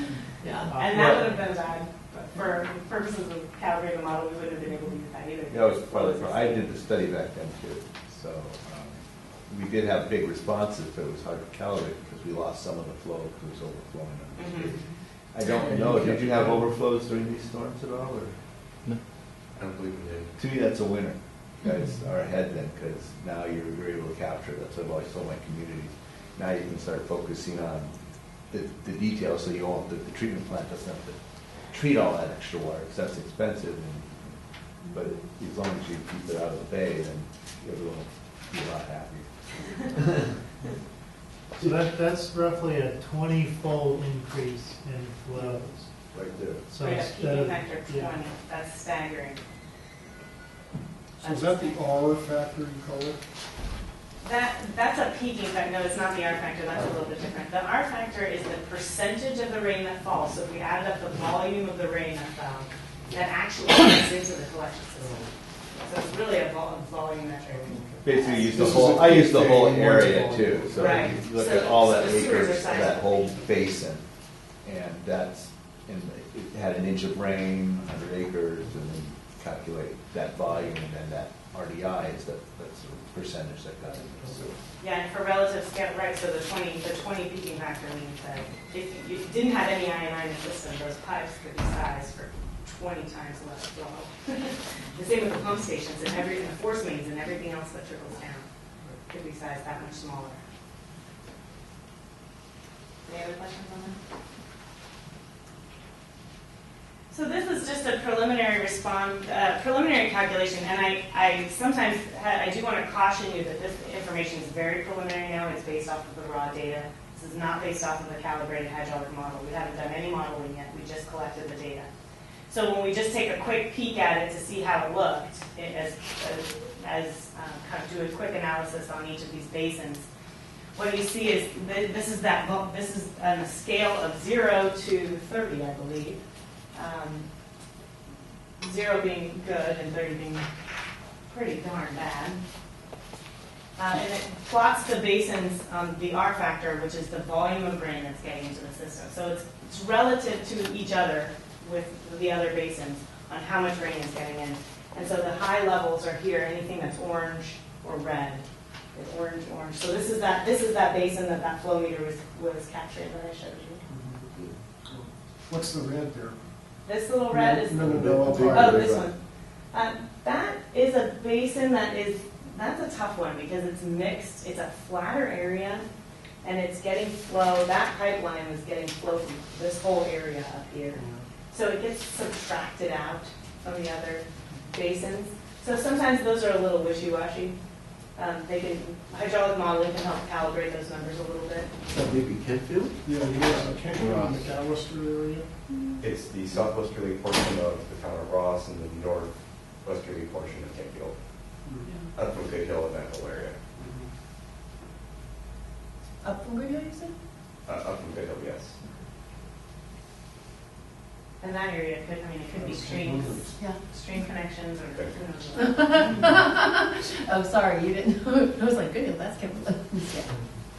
Wow. So just for reference, the areas that are in the low zone is about 5% of the system. This is by area, not by sewer length, but they're pretty close. And then 55% of the system was in the medium zone, and 40% of the system is in the high zone. You say high, elevations or High I&I rate. high INI? That's right. Oh, you've got that pinpoint, you know where. Yeah, we draw the line roughly, I drew the line at 10, 9 or 10, because in the Bay Area agencies, across the country, 5, and our factor of 5 is considered high. Really? But in the Bay Area, because you're not the only agency that has this problem, in the Bay Area we see quite commonly some factors up to 10.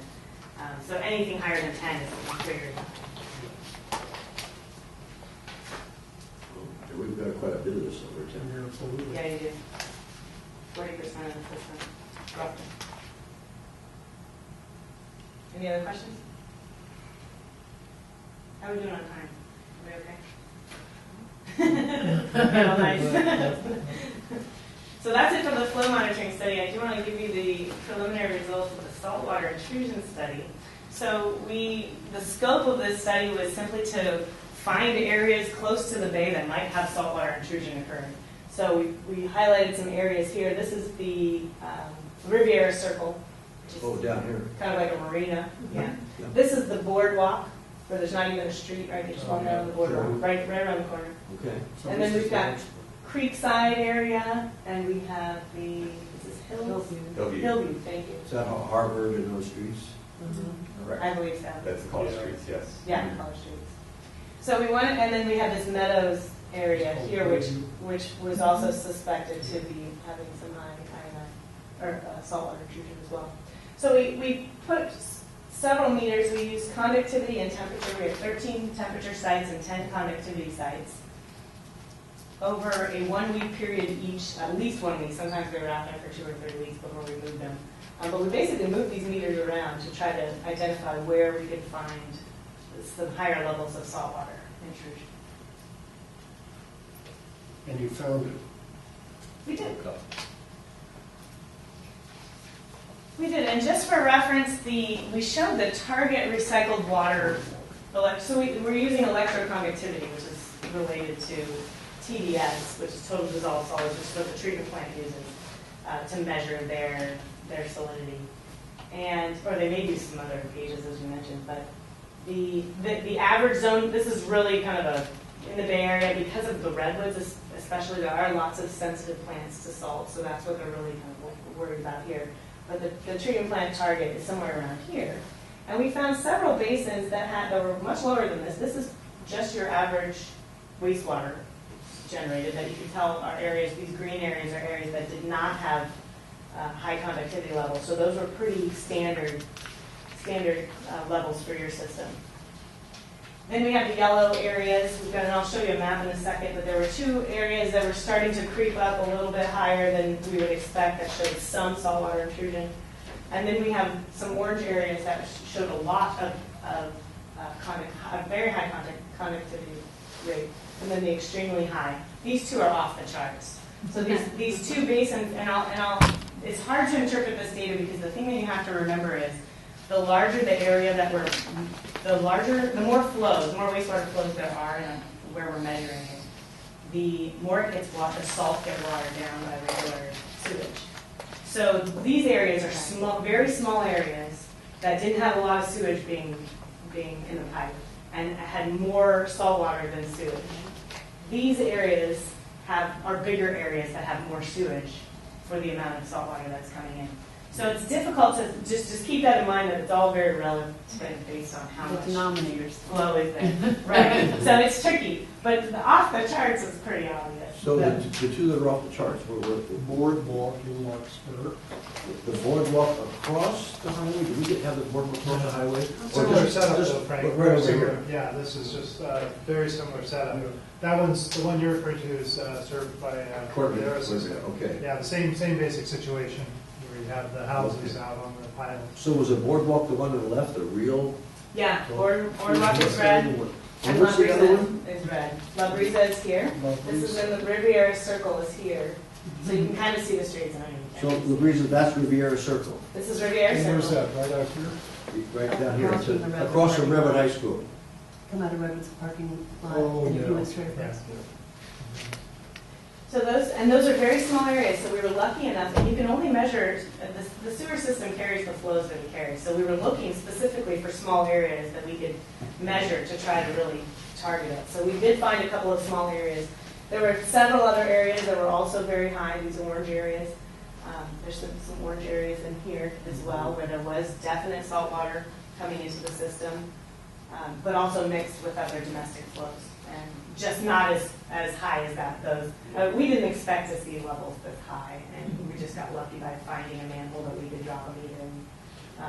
that got very little waste overflow. And as sea level rises on us, according to all the planning that's going on in the Bay Area, is it going to get worse? It does get worse because the hydraulic grade increases, and so there's more pressure. So 20 pressure. years from now, if it's up 4 inches, It's a difference. 50 years up 1.5 feet, it's going to be worse. It does get worse. What's our solution?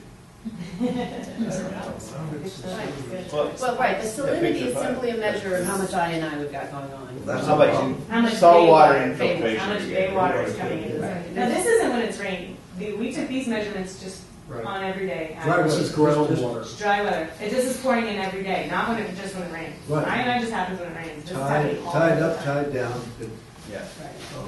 Right? Well, and this boardwalk is like, I mean, they seem like houseboats when you're out there on them. It is They are. not so, yeah, it's not Let's so do bad. it. And all the plumbing is underneath the. It's probably sitting right. Mhm. Is it a It's in the mud. submarine? It's in the, well, I think part of the sewer main line is above the water line.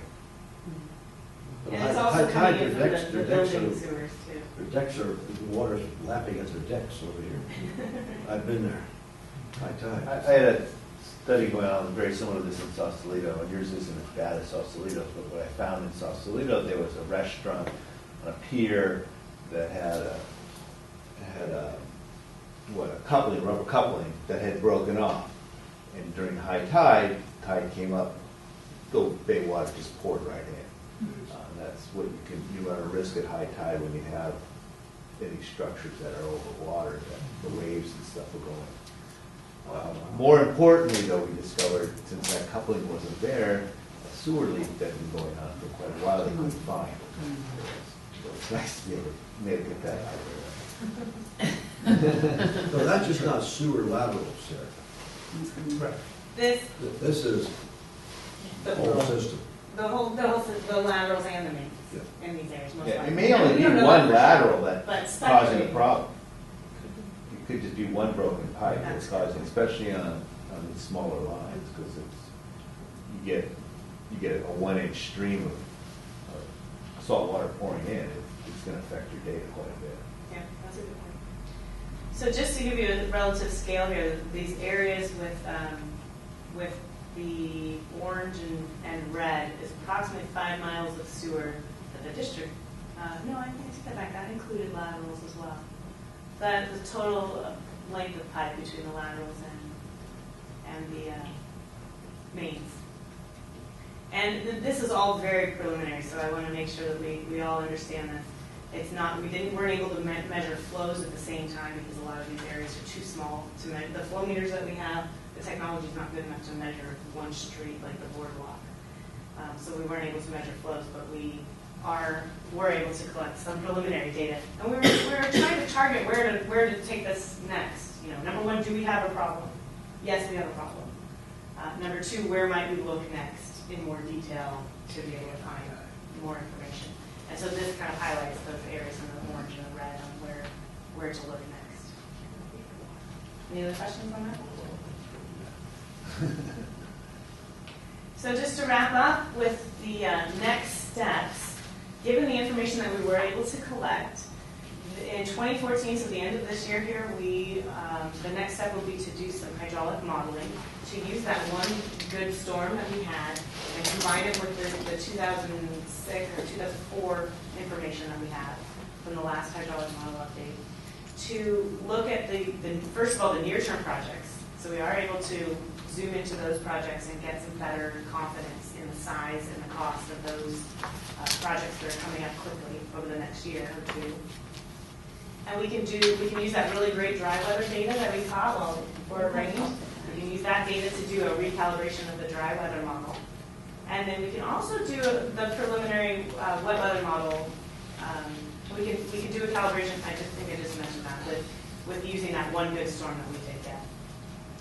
And then next year, or this coming rainfall season, we'd like to continue to do some flow monitoring and rainfall monitoring in some targeted areas, probably not necessarily for the entire system, because we are able to use we're hoping to be able to use some of the data from before, coupled with this one good data point storm that we did get. But there are going to be some areas where the system has changed so much, or the meters have moved, or not all the stars aligned, to where we may need to do some metering again.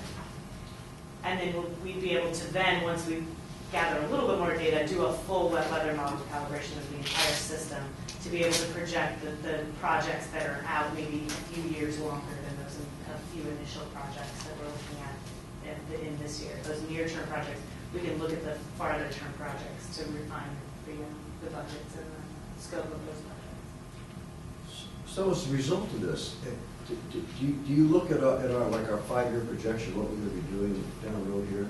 And can you look at our 5-year projection of projects we've got one underway right now, we're just getting going, got a few more we're going to do. Can you take this data and look at what we're going to do to see if we're spending the money in the right place? Is there any of that kind of data that you gather that says, hey, Ross Valley, instead of spending $3 million here today, why don't you go over here and spend that $3 million, because you're going to get more of a bang for your buck over here, because this system's worse than this system. Right. I'll let staff answer that with more detail, but I imagine your asset management plan, it does just that. It identifies the areas to target your funds. And Well, that's what it's doing right now. But, I mean, So this my will question adjust it. is this going to change it? This Is it going to change it? It might not change the priorities, it may change the priorities, I can't figure out at this point. But more than likely, it'll change the scope of each of those projects that are already projected, if that makes sense. We may identify a project that didn't exist before, too. That's a possibility as well. The bulk of the next couple of years' worth of gravity sewer rehab is, those are lines that have come out of the condition assessment work, Frank, so they're ones that just because of their material condition and so on are in such bad shape that those are the ones. But we do have, I think, 4 specific projects that are capacity driven. They were flagged in the SheCap work back in '06 as being estimated to be needing, to be larger pipes for capacity. And before we pull the trigger on those, we want to make sure that we know what's driving that pipe size and what the priority is for that project. And do you guys, we think we listed those. They're not in the presentation, are they in the report? I can't recall. I know we talked There was about a reference to some of them in the tech demo itself. Oh, right, yes, I didn't list the entire list of. So there's a select set of projects that are the ones we labeled specifically capacity related. And those are the ones that we really would like to ideally hold off on until we have clear confirmation that they're required. Because the early indication that they're required is based on the SheCap work, which is not, doesn't mean that that's not appropriate, but it's that this was our opportunity to kind of confirm that they're still needed. So there'll be some opportunity to refine the capital program over the next couple of years. I don't see it happening, unfortunately, as a result directly of this study, but this will kind of take us one step closer. Certainly for things like the high I&I basins, that becomes another layer of information in terms of prioritizing, projects. If we have 2 relatively equal projects, in terms of condition, for example, and everything else in the risk model, but one of those is in one of those flashing red I&I basins, then that might influence prioritizing that particular project over one that's in a much more modest I&I type basin. So it will help, but it won't right away provide us like clear indication that we can yank this project or replace it with another project. I think ideally if we can get, that's also, as Lonnie was referring to, if we go into this next wet weather season, and basically just do some more modest, scaled down, targeted monitoring for those areas again to see if we, hopefully we have something approaching a more typical winter. We would be able to, that would help us decide that are those projects still needed? Are they the right size, that we need them to be? So it'll influence the capital program, but it's probably going to take a year or 2 for that to sort of play out before we start making decisions on it. But in the meantime, to be clear, we have a pretty full plate of stuff that's just driven by the condition of the systems. So CMSA monitors our flows daily, and they've got a graph. And that like December of 12, maybe it was December of 12, maybe January 12, or 13, but they had like record flows coming out of the Lost Valley. Do you use that data at all when you're doing any of this? You pull their older data where they've got their daily flows coming out of Lost Valley and take a look to see how it may dovetail or coincide with kind of what you came up with? Did you do that? Yes, we do. Cross-referencing? Yes, we do. However, in this case of your system, normally what we want is the flow meter at the very bottom of the system, so the total flow coming from all of Ross Valley. Unfortunately, that's in a force main that we don't have a flow meter on. So and it's very difficult to flow meter. So what we're doing is then adding up the flows from several other meters. But normally we would calibrate it from the treatment plant if you were the only system going into the treatment plant. So the only way we can use the treatment plant information is if we know all the flows coming in from all the other agencies. Okay, they claim to have all that except for us. So what they do is they take San Rafael sand, and they take Corte-Madera, and they take San Quentin, and they subtract it off of the total, and go, the rest is Ross Valley. Yeah, We don't know if that's true or not. Well, so what's happened that will improve that picture is, just this year, we've gotten permanent flow meters put in at pump station 15, which is the largest pump station. It's like 60% of our flow. Roughly 60% So of our flow. 60% of our flow was going through a pump station that didn't have a flow meter on it. So no one could tell you accurately. They could estimate what the flows were, but they couldn't tell you accurately. So we've got flow meters at this point on every major pump station except for pump station 12. And basically we were holding off on that because we were expecting to do some upgrades on it. But we didn't want to put in the flow meter and have to tear it back out. So we're basically one flow meter away from having enough operational data that there shouldn't be any reason for the flow. We shouldn't have to be an estimated term any longer in the future. But that's going to, I think it'll probably be at least a year or two before we get pump station 12 metered. So everything else is metered at this point. But you're right, Frank. I mean, and that's how I understand it as well. Is they treat the flows from our system are basically what I would call the closure term in the mass balance of the system. Because they have meters for everything else, and then they estimate the flows coming down the force main from out. We could theoretically go and put one big flow meter on the 54-inch force main, out by Sir Francis Drake by Highway 101. But that would be a very, very expensive flow meter to put in and to maintain. And if we get pump station 12 metered, we'll achieve the same thing, because these are all brand new, highly accurate mag meters. They're hooked up to recorders. But that's all just occurred basically in the last year. So the only thing we won't be having the flow meter on is Larkspur Landing, that area down there, over there. It's in our service area where our 10 acres is, but there's hotel and businesses, et cetera, et cetera. Right. We don't have any meter in that area. Well, we do. All of that area drains to what we call pump station 10, Okay. which is a pump station right there at the corner of our property. Okay. And that pump station actually is one of our newest pump stations. Is that a because flow it was meter? rebuilt, and it has a flow meter. Oh, okay, Yeah. okay. Yeah, so that gap is getting closed, but it's, we're that So close. in the very near future, we're gonna be able to know if the data that comes out of CMSA. truly Right, you should be able to at represents least cross-check what we things. what we generate. Yeah. Okay, so you're proposing some work for 2015, is that it? Well, we'll be coming back with, with some work planning, for the future. But I think, tonight we don't have any specific requests or anything. It's just informational. Frank, you mentioned the salinity data from CMSA. Yeah, I mean, we'd like to sit down with them in the near future and also with the other collection agencies and say, okay, we've completed this study, here's what we've learned, share that information with San Rafael. Yeah, and just start comparing notes on it. On the salinity issue, just to touch on that for a second, so I think most folks know the history there. 10 plus years ago, there was some type of a study done that concluded that, amongst other things, that it was financially and technically not very feasible to do recycle water at CMSA. because the salinity load of the incoming wastewater was too high, and the cost to treat it and remove it made it unfeasible. So the obvious connection here is, well, if you can, and the study also said, well, the way you fix that is by rehabbing the sewers, and that costs too much money, so it's not feasible. Well, fast forward 10 years later, we're all spending millions of dollars to rehab the sewers anyway, for other reasons.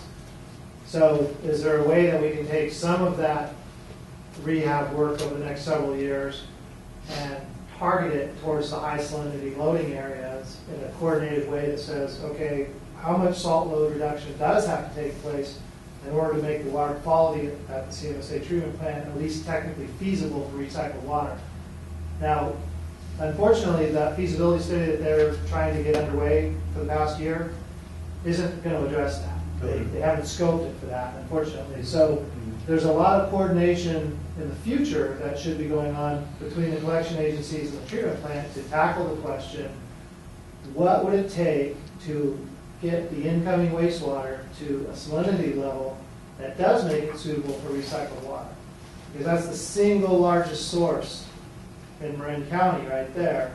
And it's basically, it was written off a decade ago by MWD and others saying, well, we can't do it because it's not feasible. So there's a really nice opportunity here over the next couple of years to revisit that question and say, well, you know, we're going to be rehabbing those sewers for other reasons. But we might not get to that neighborhood for 10 years unless someone decides that it's a good priority. And this is also what kind of sets us up for the next, like for example, we talked about the next round of Prop 84 funding and the Prop 1A funding. A lot of that money is going towards recycled water. But recycled water has a whole branch of aspects that go into it. So if you can make a strong case that has, you know, partnered agencies to say, well, we're going to do, pick a number, you know, 15 miles of targeted rehab throughout all these collection agencies, and the end result is going to be that the treatment plant is going to have the ability to start producing recycled water. Now you might have a case for seeking those kinds of grant funds.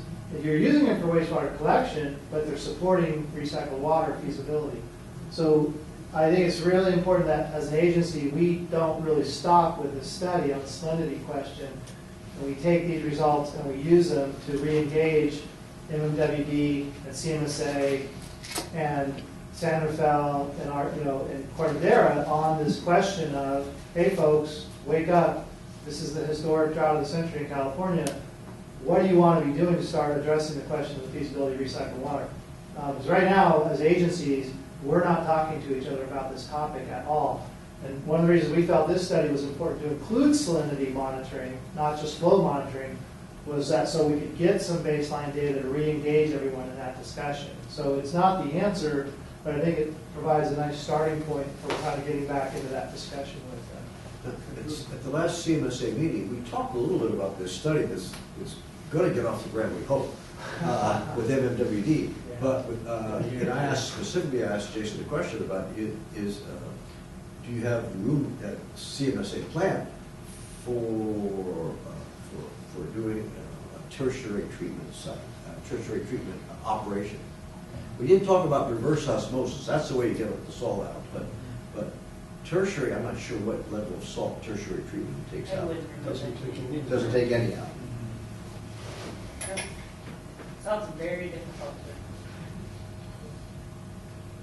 Yeah. So try not That's to why put it these on. salt plants are so pricey. That's why It's say reverse Yeah. osmosis is the only way. It is reverse osmosis. That's what Los Angeles There are Valley. a few others. Los Angeles Valley Sanitary District has reverse osmosis up there.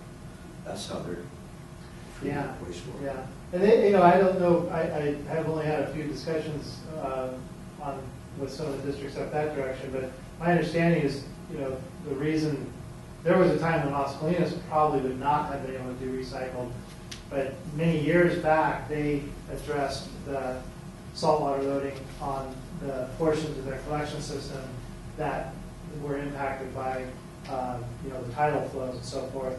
And that was a step they took a long time ago that in turn allowed them, you know, it made it more feasible for them to be doing recycled water.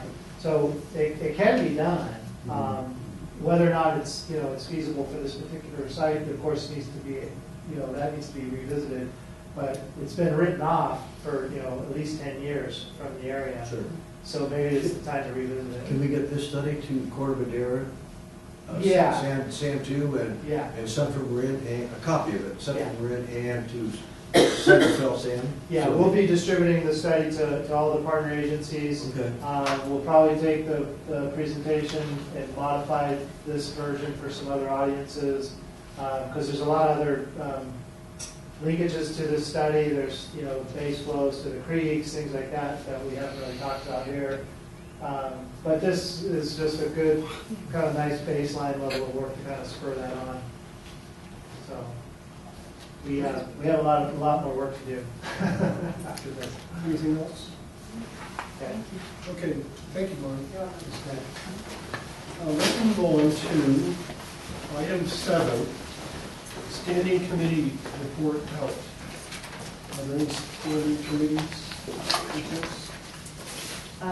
The HR committee met yesterday, and we discussed, generally HR activities, including updated policies and new policies that will be coming before the board eventually, and the long-term staffing plan, which Greg will bring before the board at a later date. So it was mostly process. If I may, I have a question. I noticed in the financials tonight, we spent about $20,000 for HR services. Is that a 1 month expenditure, or is that It's a pretty overlapping? steady monthly burn, so it probably is approximately a month, Frank. Their spending rate's pretty consistent. It doesn't fluctuate a whole lot. So if it stays at 20, we're going to be up to $240,000 with that. We budgeted $200,000 for the year. The month, for the month, it was $13,603. Okay, so Yeah. I've got it highlighted when we get to that part of the report. I'll Okay. talk about that. Yeah, their normal billing is pretty steady, so. The finance committee met and we reviewed the financials, and we also discussed the rating that we received from Standard & Poor's. It's an A+ steady, and that rating includes all of our potential bond issues, so it's a good rating. Is that the new one, A+? A+. It didn't go up. It was A+ last It didn't time. go up. But it also includes potential future bond issues, so that they would hold it for them too. And then we're receiving bids from 2 insurance companies for the bond issue. And they're going to compare the cost of the insurance to the savings in interest rate and make a recommendation to us. So that's the finance committee. Any other committees? No. Okay. No, I already talked about it last meeting. Okay. And so then, the next item is the consent calendar. And I know we have a resolution on one of the items. It's the resolution on the change order. It's number E, or number E, letter E. And we could approve the consent calendar by roll call vote and not have to take it off there. But does anybody want to take any items off the consent calendar?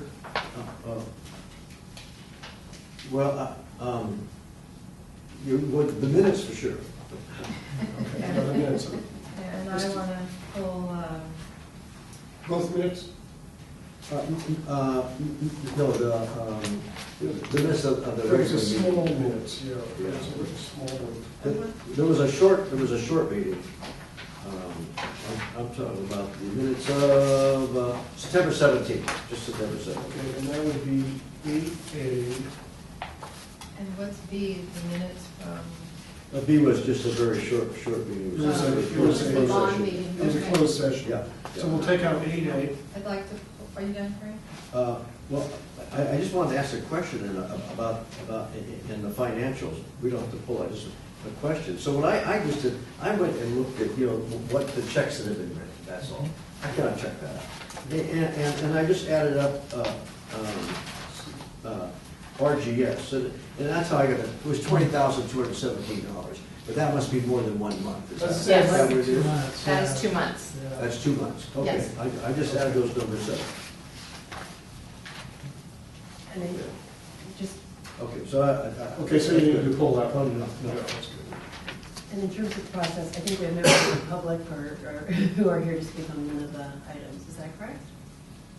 No? I'm just sharing these we have. They just want to see if it's going to get paid or I'll not. pay it if he was. Anything else? Oh, good. I did have a question. But yeah, on 8D. 8D is the quarterly report. Quarterly. And I may be misreading this. So I'm looking, I'm on 8D, but the numbers, they're not. Table is near- Table 5. Table 5. Table 5. So what I was looking at was at board expenses. And I don't know, is that 14,715, is that a quarterly, our quarterly expenses? Yeah, those are quarterly year-to-date. And that was the budget. So That was the budget.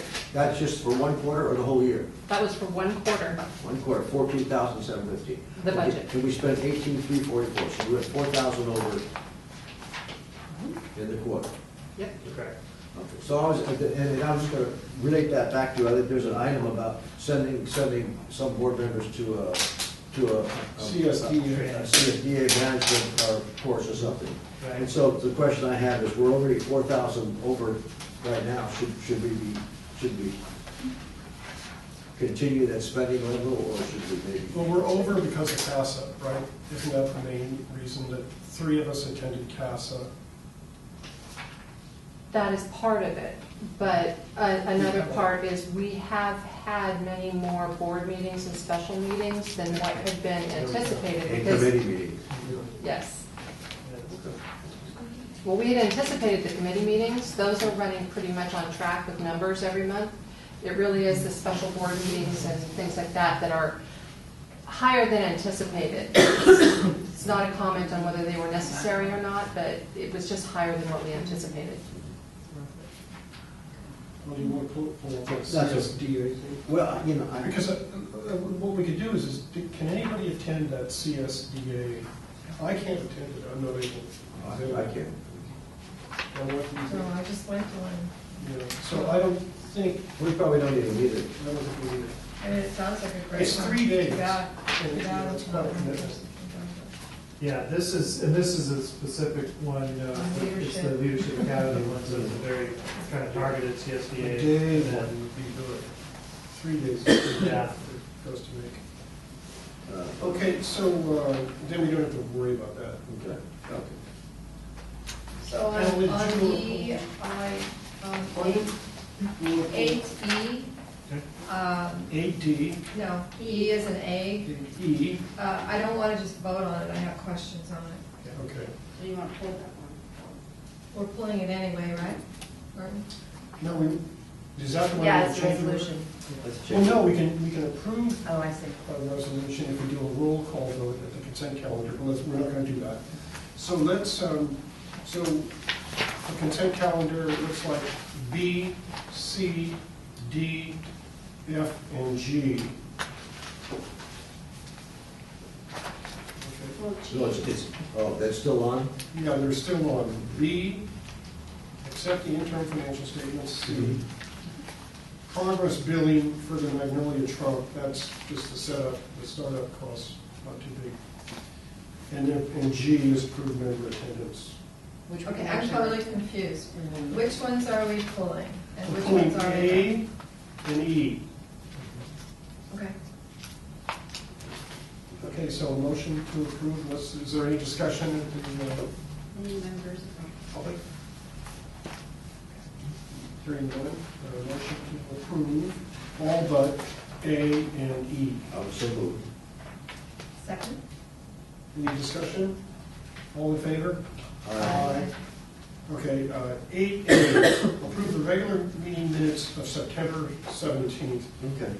A, So we've been talking about minutes for a few meetings. We had Yeah, when the new board members came on, we had minutes of like 90 pages. I mean, it would take me almost 2 hours to really read those minutes and go through them. And that was kind of the almost verbatim minutes. I mean, we all kind of agreed that we didn't need that level of minute taking. And then we talked about just minute orders where it would just be a motion, a second, and a vote. And then I thought we were going to end up somewhere in the middle last time we talked about it, someplace in the middle, because the last time we had minutes, we looked at them and they were kind of in the middle, in between, not close to verbatim at all, but had some depth and some information. Then come these minutes, and for instance, item 5, approval, let's see, approval of the agenda.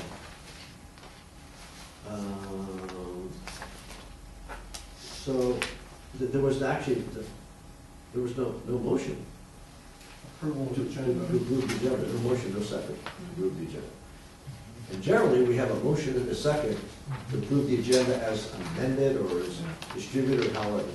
For instance, there was no any motion. Then I jumped down to number 10, just kind of stands out. Consideration of oh no, 10 is okay. It's item 9. It's item 9. Item 9 was the contract number 1 with Harrison Associates to provide construction management service, etc. Reviewed staff report, request total figure of cost presented. Gaffney board seeks to approve contract amendment number 1 with Harrison Associates to provide construction management service, engineering service during construction for their various career. The motion carried unanimously. There's no cost in it. There's no dollar amount. And so, I don't know, 10 years from now, is somebody going to say, was that a $10,000 project or was that a $100,000 project?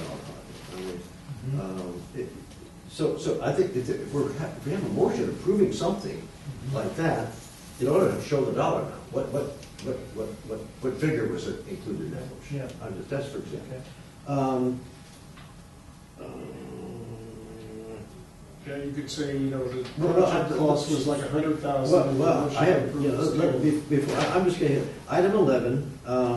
So the question was asked if the union had reviewed the inventory management policy, and the answer was no. The union had not reviewed it, but RGS consultant did review it.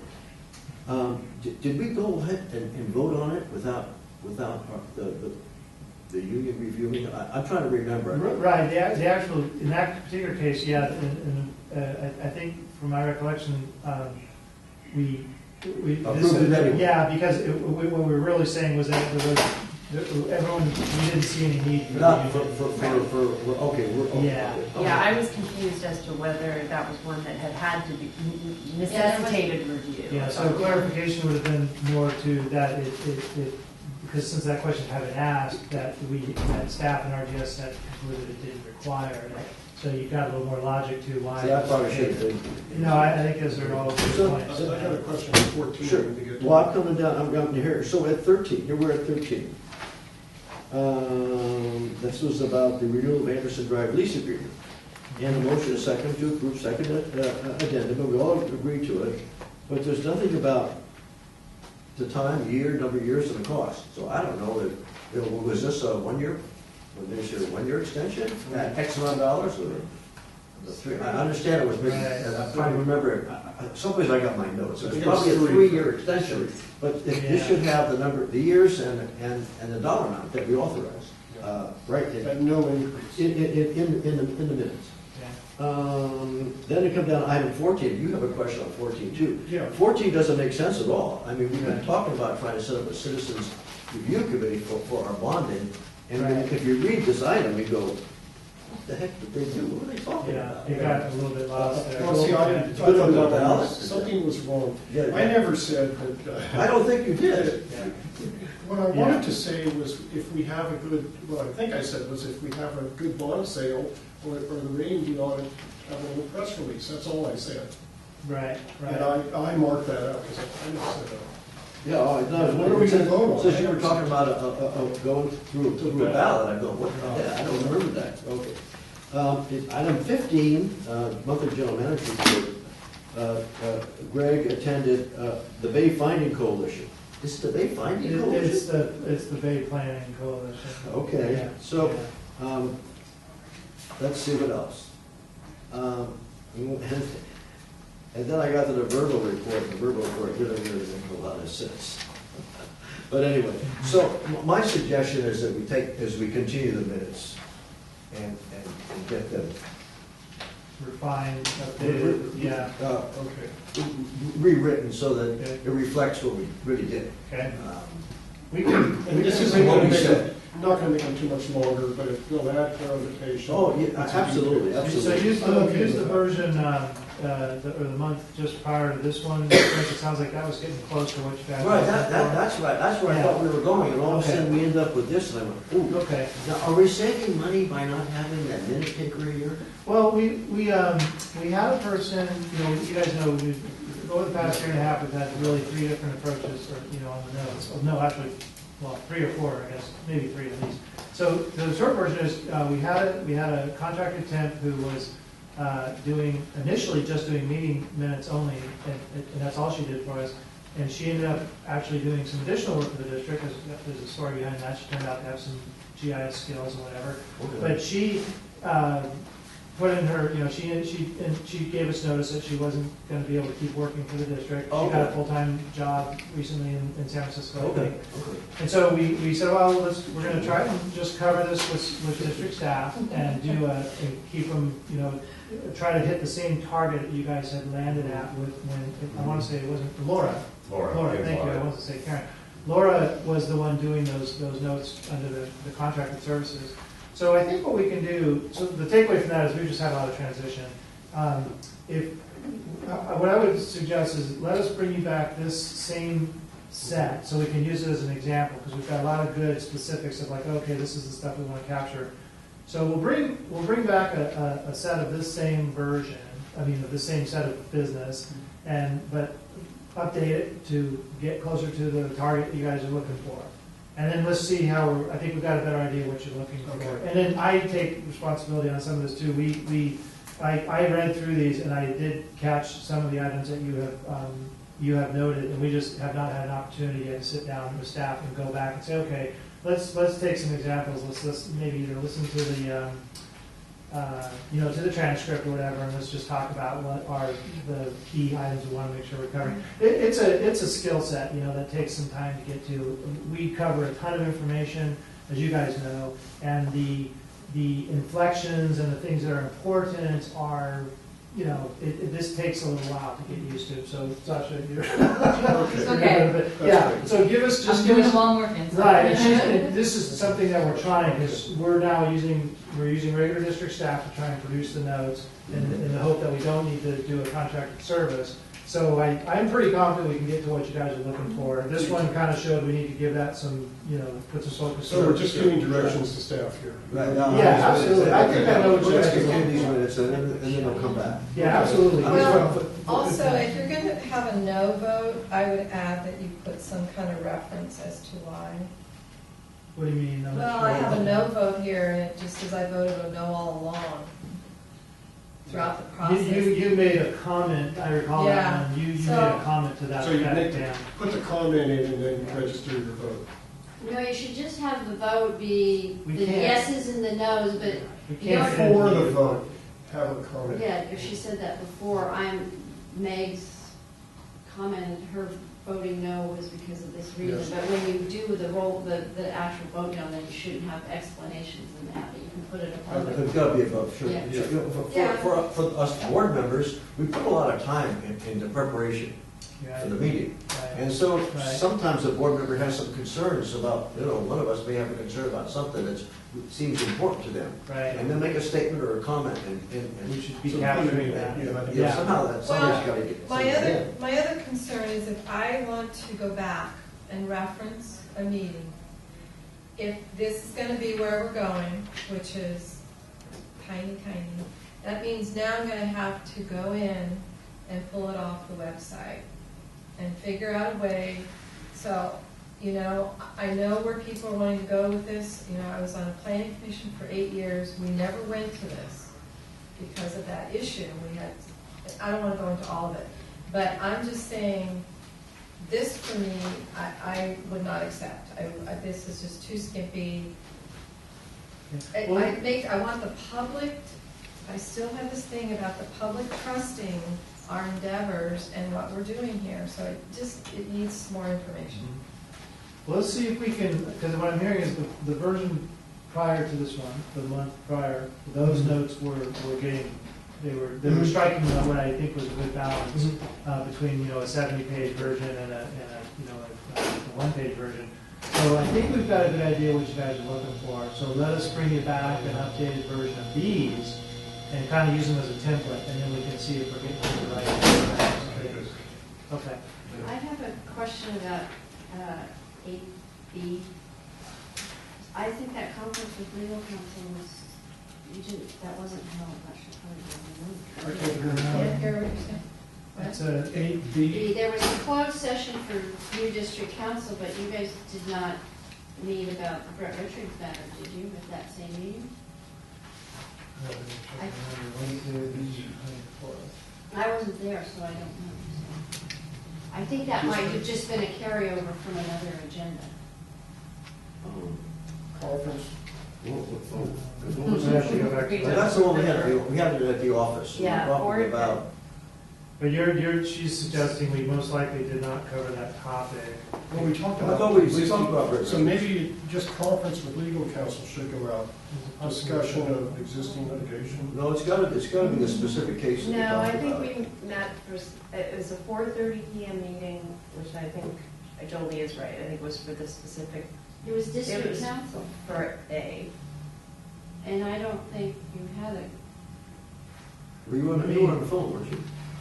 That's what I was trying to remember. Did we do a call? Somebody was go on the over your- phone. I thought Jolie or Christian Well, was on the we're phone. gonna yeah, continue let me check. So that we can verify. We went and approved these minutes already, but maybe we better take a look at these too. Yeah, take a Oh, look. I see. Yeah, we- This is yeah, the we- AB. So let's amend that motion or. Okay, so we can make another motion to, in effect, reconsider the consent calendar, Yeah. and if we reconsider the consent calendar, then vote to do that, then we can pull 8B off of the consent and continue it to next month also. Does that make sense? Yeah, so. Makes sense. My review of the emails is that you're right, Jolie, that 4:30 on September 24th was Is to what? review legal counsel proposals and Okay. discuss that alone. So we would not have discussed the Brett Richards case at that time. I don't remember. I Yeah, really don't. I wasn't. I've got all my notes, so. I don't know. Okay, so if it's in order, I would so move then that we reconsider the approval of the consent items that we approved, including 8B. Both those items were on the agenda for September 24th. They were. Okay. Hmm. Okay, but we're gonna just reconsider it and Okay, you seconded the motion. Did To we- approve the consent calendar. Oh, I yes, don't- but we didn't move A. Oh, so we're going to pull B. We're gonna pull B to make, yeah. So And he wants to it's a closed amend. session. That's fine. Okay. So all in favor? Aye. Aye. Okay. Okay, then now- I would so move that we continue item 8B along with item 8A Okay. till next regular meeting. It doesn't have to be next, I mean, it's good. Okay, Time is second. not of the essence, Yeah, understood. no, I think we've got good direction. Don't put somebody else on You hold. already seconded. I do. Okay, any discussion, all in favor? Aye. Aye. Okay, good, thank you. Now we go to Now we can go to 8E still. 8E, which is You know, that's okay. approve the change orders 1 and 2. Okay, so on page, there's no pages. Can I ask that we get pages numbered in the future on things? Page 3, I guess, on the front. It says, unresolved contract dispute. There's an ongoing dispute on final costs in this project between the district and the contractor. And then it goes on to saying, something about which include approximately $140,000 in disputed costs. cost. So I'd like to get some clarification on that before I vote on this, please. You guys want to address that? I'll kick us off. Sure. Randall Ishby, District Engineer. Before you tonight are our construction management team, Harris and Associates, our construction managers who are in the contract documents with the group lead as the contract manager / liaison between the district owner of the project and the contractor themselves. In the course of the work, there appeared to be, as change order to go, there appeared to be changes in the scope of work. There were certain timely things that had to be conducted, so the contractor proceeded with work. Contractual actions had to be taken on the contractor's part, and at the end of the project, when the pipelines were installed in the ground, functioning as they're intended to do, there was a period of negotiation between district construction manager and contractor. There is a significant bid item, a couple of significant bid items that the contractor had little to no documentation for, and our construction managers gave inspection reports, photo documentation, T&M tags, calculations, all differed from the contractor's assertions. Contractors no documentation to back themselves up. With that, Vern, I would you like me to take that over? Okay, I'm kind of lost in the shuffle, but go ahead. It's a lot of We'll get it back different here. actions and people, but. Well, as with any construction contract, there's going to be differences in the field and things change. So there were 10 requests for change orders by the contractor for different items that had changed from the unit prices or the items that was originally designed for the project.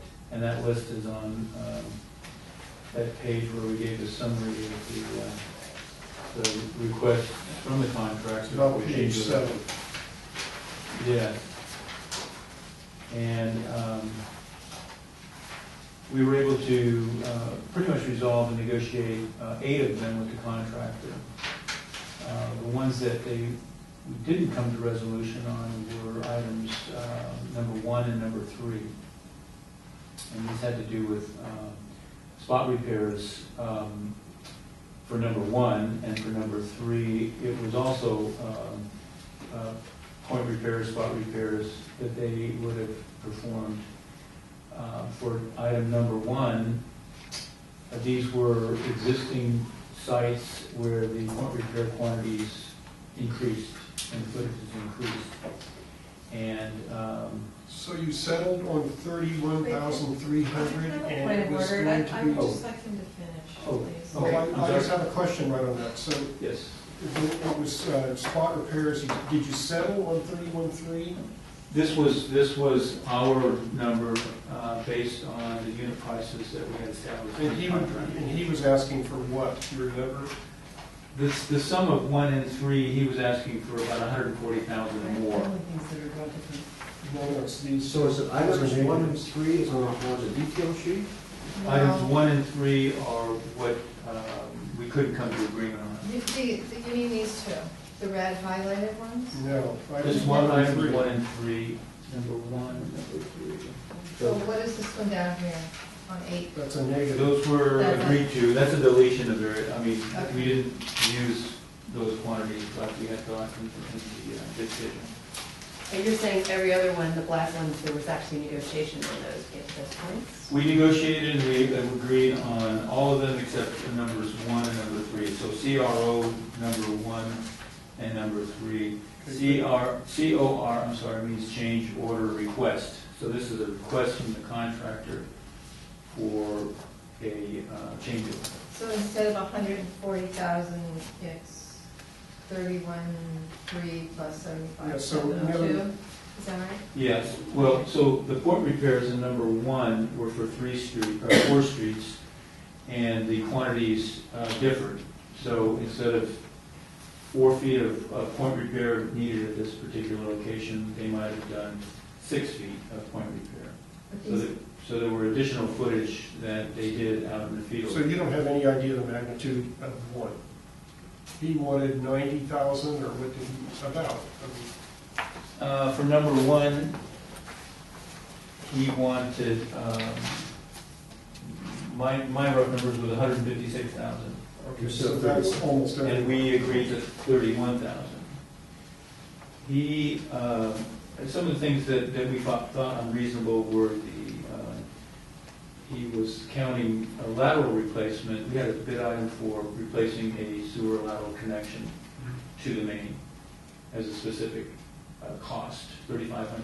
That was established in their unit price. Well, if a point repair occurred in that same footage, he wanted to be paid for the lateral connection as well as the footage in that point repair. And we said, well, that doesn't make sense.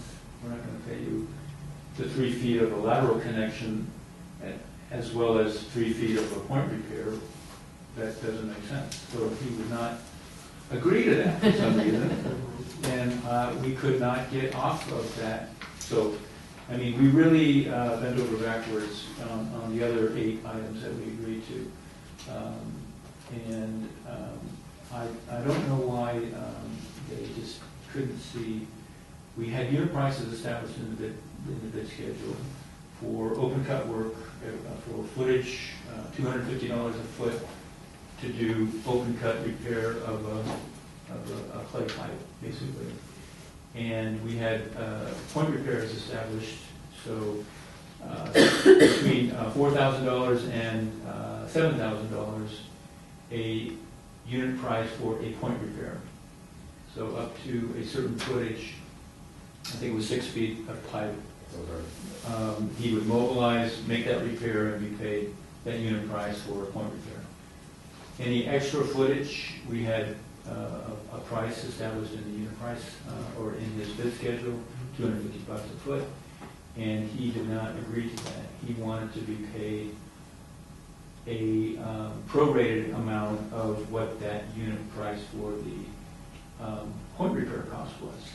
So if we had up to 6 feet on a point repair, let's say, and it was a $6,000 unit price that they put in the bid schedule and we agreed to, if it was another foot, he wanted to be paid $1,000 for that extra foot. That is 1/6 of what the unit price that he had in there for $6,000. We didn't agree to that. For an extra foot of repair on the pipe, we didn't understand why he thought he was entitled to $1,000. Where we had a price in the schedule for $250 a foot for open cut work. So those were some areas that we just couldn't agree. And likewise on Roger, on number 3, this was a situation where we had a parallel alignment that we were going to construct in Roger to avoid open cutting and replacing the existing pipe alignment, which was too close to properties. It was just in a bad place. So we actually had a new line in a nice open space in the street. And lo and behold, during the design, or when we got out there to do the work, PG&E had gone in there and put a gas line right where we were going to put the sewer line, and nobody knew it. Or at least it got lost in the shuffle, so that we couldn't put the pipe in that location. So we ended up doing point repairs along the length of that pipeline to bring it up to the best condition as we could. And then I think we lined it as well. I can't remember. We lined portions of it. Yeah. Portions of it. So anyways. In between the time we bid the project, they bid it, and we awarded it, and they went to do it, PG&E jumped in there and put a line in. Yes. Did we tell PG&E, hey, you put your line in? Yes, I think we did. And We said, move your line. And what'd they say? we were here for. Practically, yeah. That doesn't work that way. So instead of If getting. we have an easement there, I don't know if we have an easement there or not, they're in our easement. We were enjoying the full road right away and the full road right to go with it. And that's when they can So they got in it first, and that's the way the world works with fence. I don't know. So they think we should only subtract, they say. So we had a deduct for that. 30,000 or something. Of that, yeah, they wanted more, basically. And so there again, we didn't have any unit prices established for that, but we were going off of the other unit Unit prices that they had for the other ones, prices. to be reasonable. And they didn't agree to that.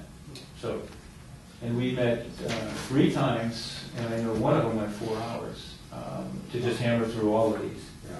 And then we met specifically the last time just for the point repairs, Who are they? What's their name? Ranger Pipeline. It's Ranger. They've done work And work they're- before, We've it's not the done first job. Millions Sorry? of dollars of work with Ranger, haven't we? Didn't we just? So- Didn't we We've just done our last award? 2, they've won the last 2 contracts Right. on this one, and they were, I mean, for what it's worth, in terms of the final result that this is arriving at, recognizing we have this unresolved, relatively small amount at the moment. I mean, the job was done at some very, very competitive bids, and Ranger was the bottom of the very competitive bid. So my point in mentioning that is, don't lose sight of the big picture. The district is wrapping up this project with a really positive, favorable outcome. This work was done at very, very competitive prices. This is the last of the sticking points, and I want to what Vern just mentioned. I mean, they have spent months trying to resolve this with Ranger. We're down to, literally 1% or whatever it is of the job at this point. So the step, and this is really what we need to do next. Just certify the completion, and then they can decide what, the ball will be in Ranger's court. They can decide what they want to do next, but I think the district has really exhausted all its efforts to remedy a very reasonable effort to get these cost differences resolved. And so I can't say enough to support what these guys have reached. Sure, 123,000 is a little under 6% of cost overrun, so I thought, that's pretty good. We did a good job. I think. But it's not over yet. Right. Correct. I mean, just because of this particular item, and it's unfortunate that it's arrived at this impasse, but this is the process, and this will set them up to, we'll have a definitive end, and then the other party can make a decision what they want to do next. They may do nothing, they may come back. So For council, for liabilities, are we gonna be okay just signing this off with that outstanding money? Yeah, and what we're actually following, what the contract document and the public contract code says, is when there's this unresolved dispute, instead of doing a mutual change order, you do a unilateral. You say, no, we're not going to grant you this change order. That's the unilateral part, and then they have to take an action. If they sign this, it doesn't mean they agree to the change order. I see you have a signature place for them.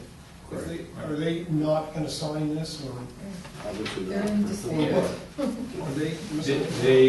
They did not, they refused to sign, basically. So we'll send them a check and tell them this is the Yeah, and best this they can do. resolution, then under the contract code, we have to do the resolution that accepts the project, and we have to do that within 35 days, and we have to record it, and then it. 10 days, and then the clock starts ticking for the 35-day retention lien period. And I then thought it it's was 15 days to file or record it. not anymore, law changed. It went from 15 to It 10? went from 15 to 10. Oh, okay, I thought it went from 10 to 15. And do we notice them, Ranger? Yes, we did. We contacted them, we asked them to sign the change order. And then they can appeal, right? Or whatever. The form of appeal is by filing a claim and going through those contract document processes. And what they would do if they disagree is sue, is that, or file a mechanics lien, or what do they do? No, it says It right in goes- here what they can do. I think it goes to arbitration. Goes to arbitration. Yes. Okay. Well, what's the pleasure of the board? I move that we approve the contract change orders numbers 1 and 2, and approve the progress bill number 4 in the amount of $318,195.85. And adopt the resolution. As recommended by the project manager. Adopt resolution number 1488. And that would be a roll call. Do you have a force? Oh, wait, I move. Do we have a second? Second. Okay. Any further discussion? Any audience participation? Okay, roll call. They're not here tonight, no one came from them? I thought you were there, I thought you were a ranger, I apologize, that's why I was like, oh, we're gonna argue with I've them. got to come to more of these meetings. I was here a couple months ago for another. I know the other They hearings. they knew we were doing this. Yes. Oh, yeah. Okay, they could have come. Yeah, I'm surprised they didn't come back. Scylla. Aye. Egger. Aye. Miggs. Aye. Forstein, not present. Gaffney. Aye. 14 yes. Okay, thank you. Okay, we've done 9. Consideration of district membership in the Bay Area Water Wastewater Workforce Development Collaborative. Baywood. Yeah, this is item we've been. Thank you very much, by the way. Yeah, thanks, guys. To bring to the board. Thanks for doing the job. Yeah. Thank you. Good conclusion of that project.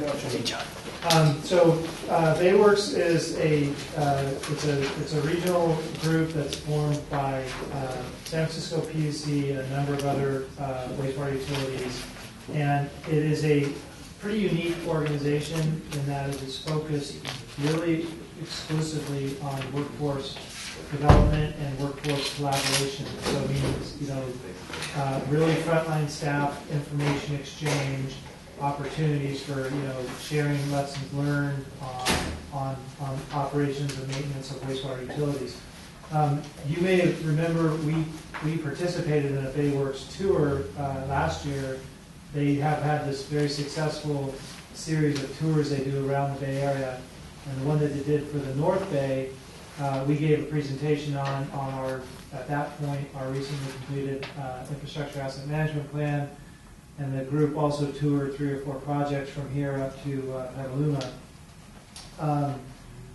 Very, very well high participation and well received. So basically the action before you is Bayworks does have a formal membership structure.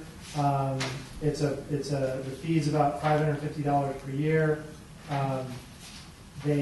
Basically the membership gives us access to all of their training forums and the networking. They have a whole series of online forums that they maintain for different technical areas and so forth. And they continue to do a year-round series of tours and training opportunities around the Bay Area. So basically it's a very low-cost opportunity for the district to have access to this really professional level networking opportunity. They're not like CASA, which is more policy oriented, and they're also not the same. I know there's a lot of acronyms. You have the Bay Area Clean Water Association, BACWA. Those focus on a little more high level activities. Bayworks is really all about staff level exchange of information and ideas and best practices for the industry. So we think it's a really great opportunity. It's a pretty modest cost, and we would recommend supporting membership in it. We don't have anybody from there this evening. I know I've met a number of the staff that they use agency staff like San Francisco PUC staff and so on. Basically, get funding to do the support for Bayworks. And there's a lady named Cheryl Davis who's I figured her actual full-time job at San Francisco PUC, but that's where she works, who's really one of the main drivers behind this. So it's a really great organization from the exposure we've had to it so far, and the action would be to really just sign us up for regular membership. We don't have a long-term commitment. If for some reason we don't like it next year, we just drop out. It's not a real formal. So who would participate here? Would it be you? Oh, in fact, actually, no. That's what's nice about it. It's really frontline staff, operations and maintenance staff, et cetera, that are like the people doing CCTV work, people that are doing point and spot repairs, people that are running pump stations, people that are implementing the CMMS systems. That's what distinguishes Bayworks in my view. It's really the one organization I know that's like really trying to say, and this is actually just a side note if you're wondering why this is even an issue. Our industry really is like a lot of public utility industries. We're still very insular. We go out and we all go solve the same problems 10 times instead of 1 time. And it's just been the nature of the industry. It's not unique to the wastewater industry. But what these guys are trying to do is get like, okay, we've got a utilities up and down the Bay Area who are solving the same problems. And they're really not exchanging information and sharing ideas as much as they could so that we could all benefit. So that's really what this is about. It's actually, I would probably have minimal participation in Bayworks other than maybe participating in tours. But the staff levels, everything below the general manager would be really what this is all about. Yeah. And they have a great website. There's a ton of good information. They've done some really impressive work in terms of workforce development and training, information exchange. I didn't want to print out a bunch of stuff from their website because it's a bit too much, but you've got their basic statement of their purpose there as well. So anyway, that's what's before you. Quick questions. It looks like the three major wastewater utilities in the Central Bay Area, East Bay Mud, and SF and Santa Clara. Huge. Might this help us with that workforce litigation that we're doing, that That I don't know. Yeah, that works. Might they have some interesting They might have some lessons learned. Defense of our lawsuit. Yeah. No, I don't know the answer to that. Those are big water agencies, not union, Sam. But it says there's 26 But East Bay Mud is sewer. Well, yeah, special district number 1 is sewer. There are 26 now, are a lot of them sewer agencies? Yeah, they almost all are, yeah. They're heavily focused on wastewater. I think there may be a few water, but it's like on that tour, it was exclusively, we had people from Napa Sand all the way down to essentially Sausalito. It was exactly what I was kind of expecting. It was a lot of staff. There was people who ran the treatment plants, ran the distribution and collection system. So that's what struck me as being kind of unique about it. Does the CMSA belong to it? I don't know, Frank, actually, that's good. They didn't, no, we actually, you know what, they made, they were one of the tour sites. Because we came back, and the last tour stop was that the food waste energy facility. So yeah, they may be, but I'm not positive. Chris Fenton was the one that gave that tour, so I could find out easily enough. I think it's a good idea. I think it also makes me think of the training kind of component of HR that we've been talking about, and, Yes. and the staffing plan. Yes. Yeah, and planning for, what struck me about it was it seems like it's about workforce needs, and so it's an opportunity to cross-pollinate about how other entities are dealing with their workforce. Exactly. And these, a little bit different, but a good example is what we're getting out of the CASA initiative that is also, a little bit more staff level in terms of the idea exchange. But that's introduced us a little more to what Union Sanitary District is doing, like we talked about in the HR committee meeting.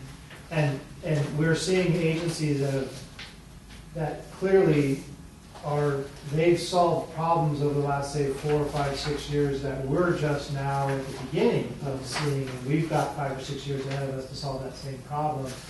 And we've got a group of staff at another agency who are like, hey, come talk to us. We can share lessons learned, give you our ideas. So it's just a really good basic opportunity to tap that knowledge network. Any other questions or comments? A motion? Anybody got Does it need a motion, direct staff to take necessary steps? I would still move to authorize, what is it, 670, what's the height, 675, I'm sorry. 695. I would still move to authorize expenditure of $695. It'd be 550. For membership in Bayworks. I'll second that. Okay. Any discussion? All in favor? Aye. Thank you. We've done 11, so now we're on to 12, general manager's report. That's what you've been doing all night. Yeah. Well, I've got one item. I'm going to Sacramento tomorrow for. Actually, it's at the Sacramento Regional Sanitary District headquarters. It's a CASA sponsored one-day workshop on the upcoming funding opportunities that are developing through the next round of the Prop 84 money process, and a couple of they're going to do updates on the SRF program. So we'll be attending that tomorrow. Looking forward to bringing back some updates on what's happening there. That's really about the only current item. Everything else you guys have been, like I said, hearing about this evening. Okay, thank you. Verbal reports, report by board members, and requests for future agenda items. I've got a question. Is the staff now calculating the board member stipend for the meetings? Because I noticed we get a check automatically. I get, I maybe once every 2 months or once every 3 months I'll turn in. Yeah. The stuff. And all of a sudden now there's a check coming. I didn't turn anything in, there's a check coming. Yeah. So I'm thinking. Yes, we're keeping track of the meetings and paying based on that. Okay, Any additional, such as days at conference, would have to be done with the submission of an expense report in the form. Okay, so we weren't told that, but we no longer have to fill the form out then, is that correct? Yeah, we do, don't we? No, you don't have to. We don't. We're not turning it down if you're giving it to us, because that helps us verify that what we're tracking matches with what you're thinking. So we actually, we find it beneficial, but you don't need to do it to get the payment. This is the only agency that I belong to where we fill out a request. Okay. Yeah, Okay. Paramedic Authority, CMSA, Mosquito District, a check automatically comes. Yeah. They work off the minutes of the meeting. If you Yeah. were there for 50% or more of the time of the meeting, you get reimbursed. I think if we're, do we want to, I will just suggest, I don't know if we have to take action on it this evening, but if we want to just clarify that in the future and say. Let's talk about that in the future. Yeah, so there's good. And I just might add, I've got 3 checks, I haven't cashed them. I think I was paid twice for 1 month. So I haven't cashed the check, so I'll get by, I've been really busy. Yeah. I'll get by the Yeah. office, I'll bring all 3 checks in, and we'll try to reconcile that, because I think I was paid twice for 1 of the months. Okay, very good. You're so valuable, Frank. Okay, we're gonna pay questions. Yeah, just swing on by and check, we'll look And at the record. you're tracking both committee and, okay, thank you. And attendance at conferences. I think you get paid right at conferences. Well, she said. Attendance at conferences we need a little help with, because we don't Conferences, necessarily yeah. know, we don't How many necessarily days know the the days. person was there? So that would, on the expense report form, an indication of the number of days, Mhm. so that the expense reimbursement and then the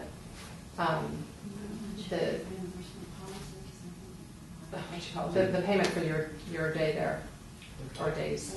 You And only you have get to do paid expenses. 2 days for each conference, right? You get paid the number of days that you are fully at the conference, as long as you don't go over 6 meetings in a month. So that's where the Total of cap. 6 is the max, Maximum is the total is of 6. I mean, including board meetings and. yes. Okay. So I have a question, because we switched mid-July. We switched in July. For my return for my income tax,